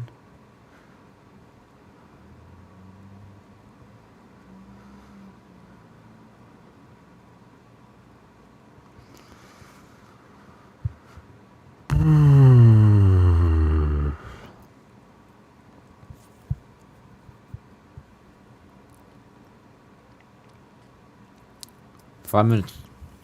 5 minutes. 5 freaking minutes, chat. BC, the deadline's in 5 minutes, bro. I'm not coping by saying I'm not giving up just yet. Kiermaier to the Dodgers.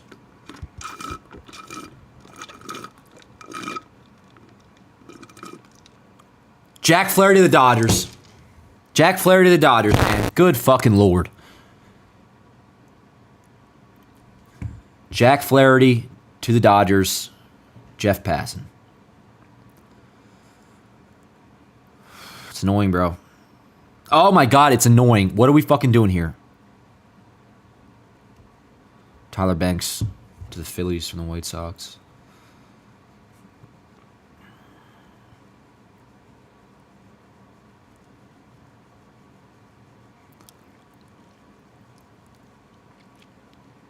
I swear to God, Catherine.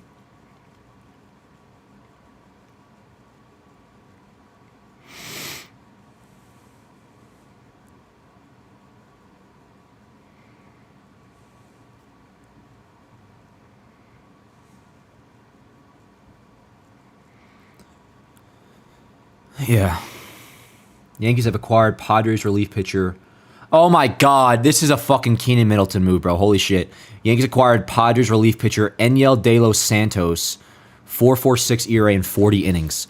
What is this guy's fucking deal, bro? I swear to God, if this is the move, man, holy shit. This is their last move. That's insulting. Enyel De Los Santos. Let's see. 20-year-old right-hander. K per 9 of 10.71, 48 Ks in 40 innings. 1.29 whip, 4.46 ERA, negative WAR, man. I mean, give me a fucking break, bro. Give me a break. That's so fucking lame, dude. That is like... I guess I got to post at the Yankees app too, which is fucking whack. 3 minutes, chat. Ooh. What's his fucking name? Enyel De Los. Yeah, John, we know. Jack Flaherty to the Dodgers. Enyel De Los Santos. Which, nothing even against this guy. Like, if we end up getting fucking, I don't even know who, in a minute, then I will have no problem with this guy. I don't have any problem with this guy. It's just like, that's a kick in the face, bro. I would rather have like not had any Yankees notification if this is it. 2 minutes. 2 freaking minutes, chat, bro. I swear to God, man. This is fucking it. This is probably it. This is probably it.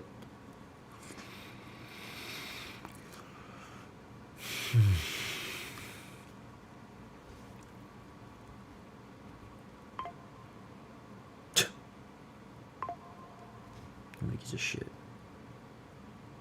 Damn, the Dodgers are going nuts, bro. Can't we just have something nice like that, bro? Give me something.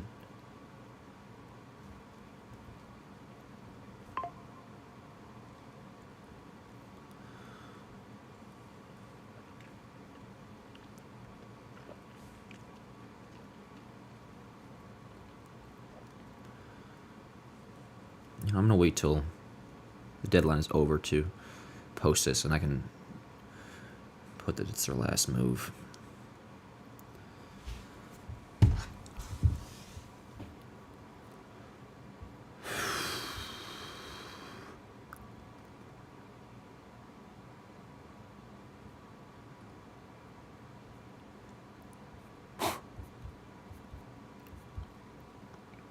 Holy shit, bro. If I get one more Jack Flaherty tweet.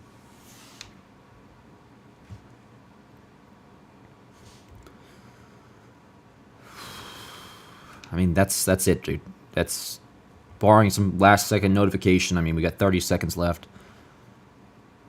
We'll see what the fucking deal is, but it's looking like another disappointing deadline, and this one's most crushing of all because you have 1 year Juan Soto and you have a fucking half-pregnant deadline. Half-assed deadline. Dylan Carlson traded to the Rays. I can't believe it, bro. The Rays better been asking for like Jason Dominguez for Yandi Diaz. And are you telling me Pete Fairbanks ain't getting dealt either?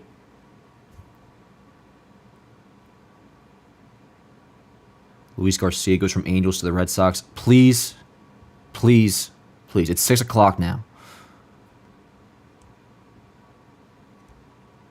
It's 6 o'clock. It is 6 o'clock, and the Yankees appears their last move has been made, and it's fucking Enyel De Los Santos.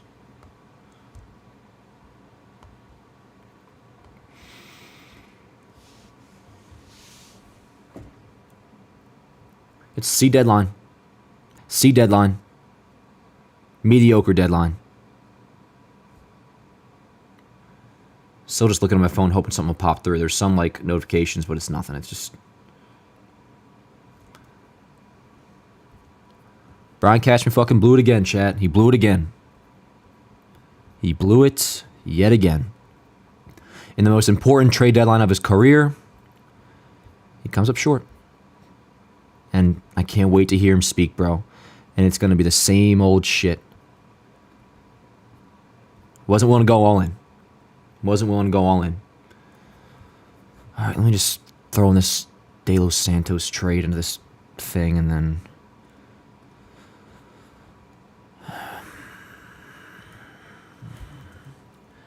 Enyel De Los Santos. I'll just put that in. I don't feel like making it look all fucking formal and shit. All right, yo. Oh, I just realized we're on the watch party screen. My bad. This is the trade deadline. This is the trade deadline. Jazz.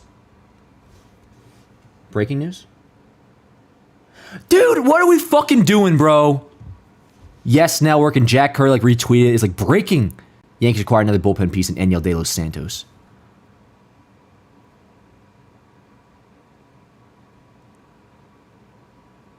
Why are we fucking breaking news that, bro, in all caps? What are we doing, dude? Mediocre shitty fucking half-assed deadline by Brian Cashman.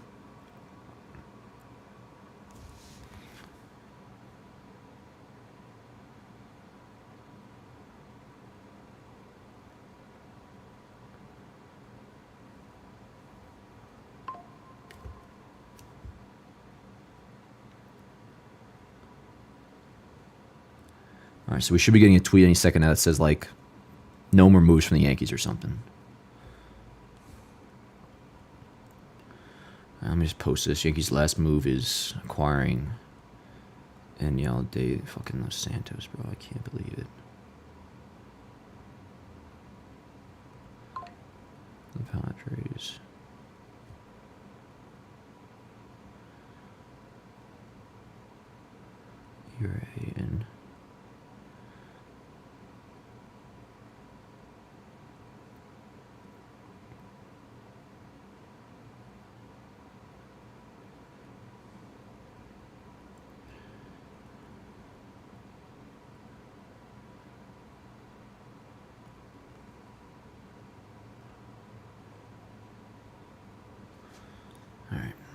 and I just post that shit on Yanks Ave.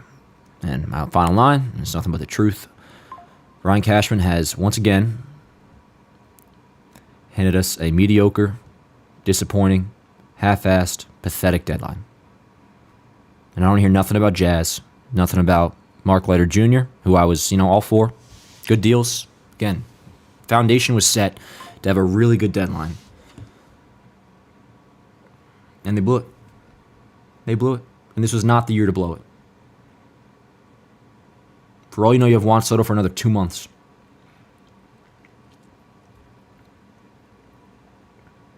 And you finish off their deadline with fucking Eloy de Los Santos. Which again, nothing against him. But that is their last move. That is the finishing touch on what apparently is an all-in, going for a World Series operation. And that's where it is a problem that Jazz is your biggest piece. So Jazz was the move. You can't tell me that's going all in. It's not. It's not. So obviously, Gerrit Torres remains a Yankee.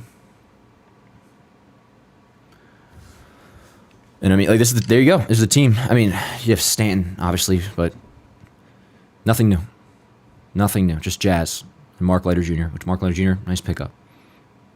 Very thrilled about that at the time, but now it's just like, that was it. Like that, basically it was your offensive move. The move was Jazz, and then it was Mark Leiter Jr. Both of who would have been a great piece, great like sector to a tremendous deadline that was possible. But we're left with this chat, which I'm sure some people are here saying like it's not that bad. I mean, it's not the worst deadline of all time. I'm not saying that, but scaled to a team that hasn't done shit for 7 years, has one of the best players in all time on their team for another 2 months, as far as we know. Two of also best players of all time, one of the best hitters of all time, best right-handed hitter of all time, Aaron Judge, one of the best pitchers of all time in Gerrit Cole. Their primes aren't going to last forever. An American League that is as thin as it's ever been since your face of the franchise Judge has been in the league. And this is what you do. So scaled to those circumstances, this is a fucking F. This is an F. All right. I mean, I just want to see the final. I mean, it's done. It's done. I want to see the tweet of saying like, the Yankees officially have no more moves. I mean, it is. The Dodgers sent back to Detroit for Jack Flaherty, Trey Sweeney, who obviously we sent to them in the Victor Gonzalez deal, our former 2021 first-round pick, and Tehran Lorenzo. I assume that's the headliner of the deal because he went first. He was listed first, but doesn't sound like it was that crazy of a package.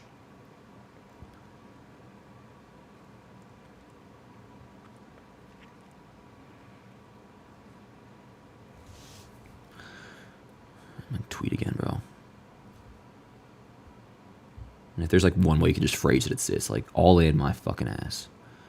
Oh, actually, I'm not going to say that. I'm not going to say that. But you get the point. All right, chat. I mean, that's pretty much it, right? Can we get a fucking official like the Yankees are done tweet? Which they obviously are. I still can't believe Yes Network throwing out the breaking.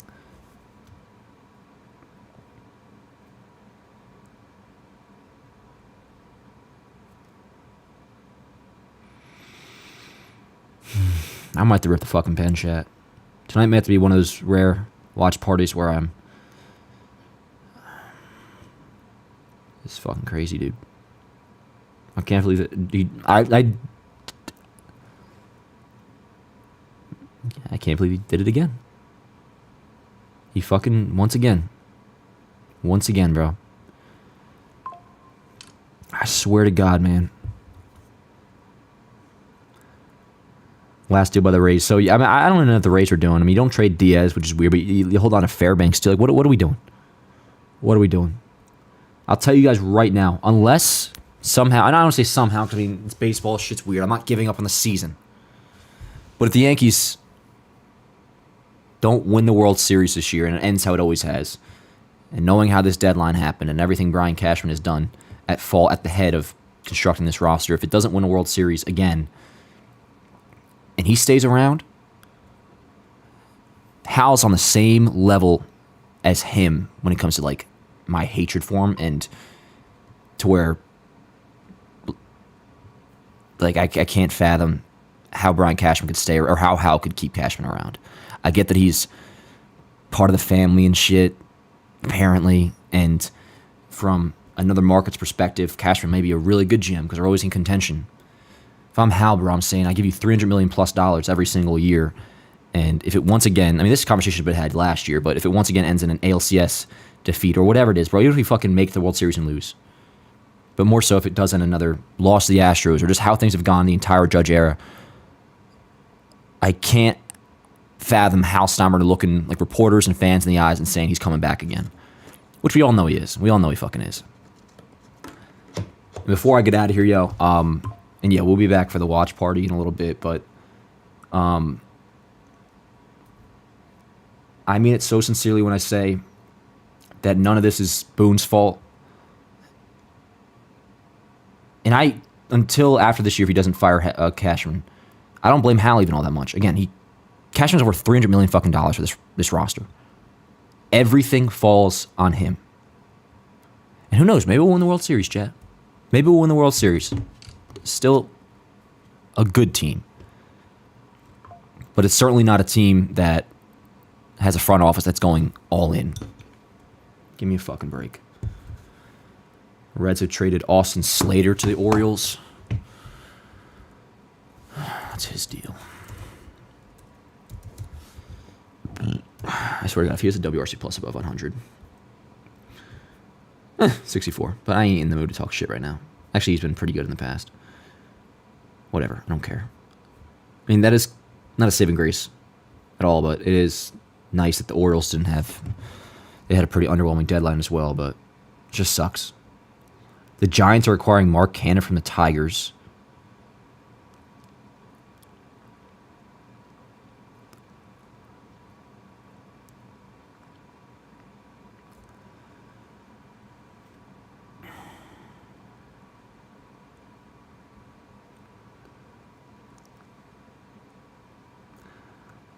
I fucking hate this shit, bro.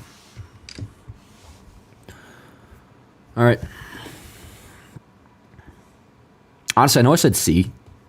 At this point, I just want to say fucking F. Because not having an A deadline this year is an F. Anything below an A is an F as far as I'm concerned, and that's obviously where we're at here.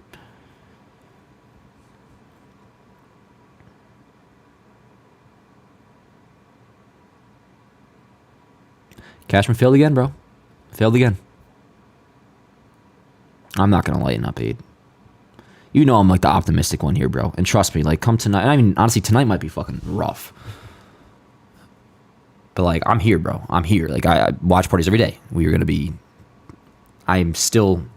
I'll tell you this. The Yankees, I still think they're going to win the World Series. Because, I always say that. I have faith is the point. So I'm not going anywhere. But Brian Cashman fucked this up big time. Big time. I better hear that every deal Cashman was trying to make today, the other side was requesting both Spencer and Jason Dominguez.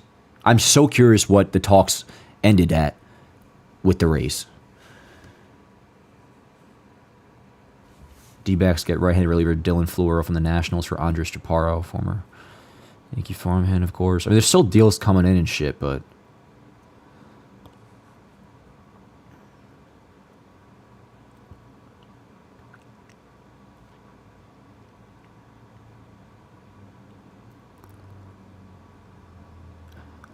And, if anybody's happy with this deadline, by all means, I'm jealous. I'm not trying to be no Debbie Downer. If you're new around here, trust me, I'm like the most optimistic MFer in the world.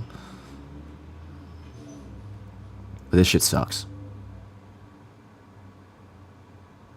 This shit fucking sucks.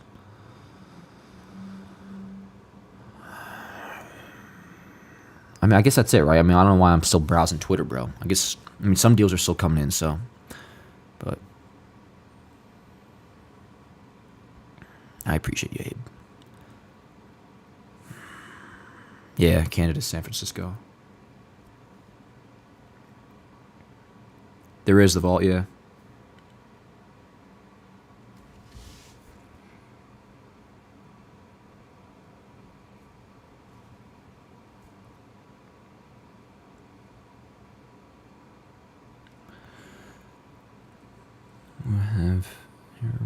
Yeah.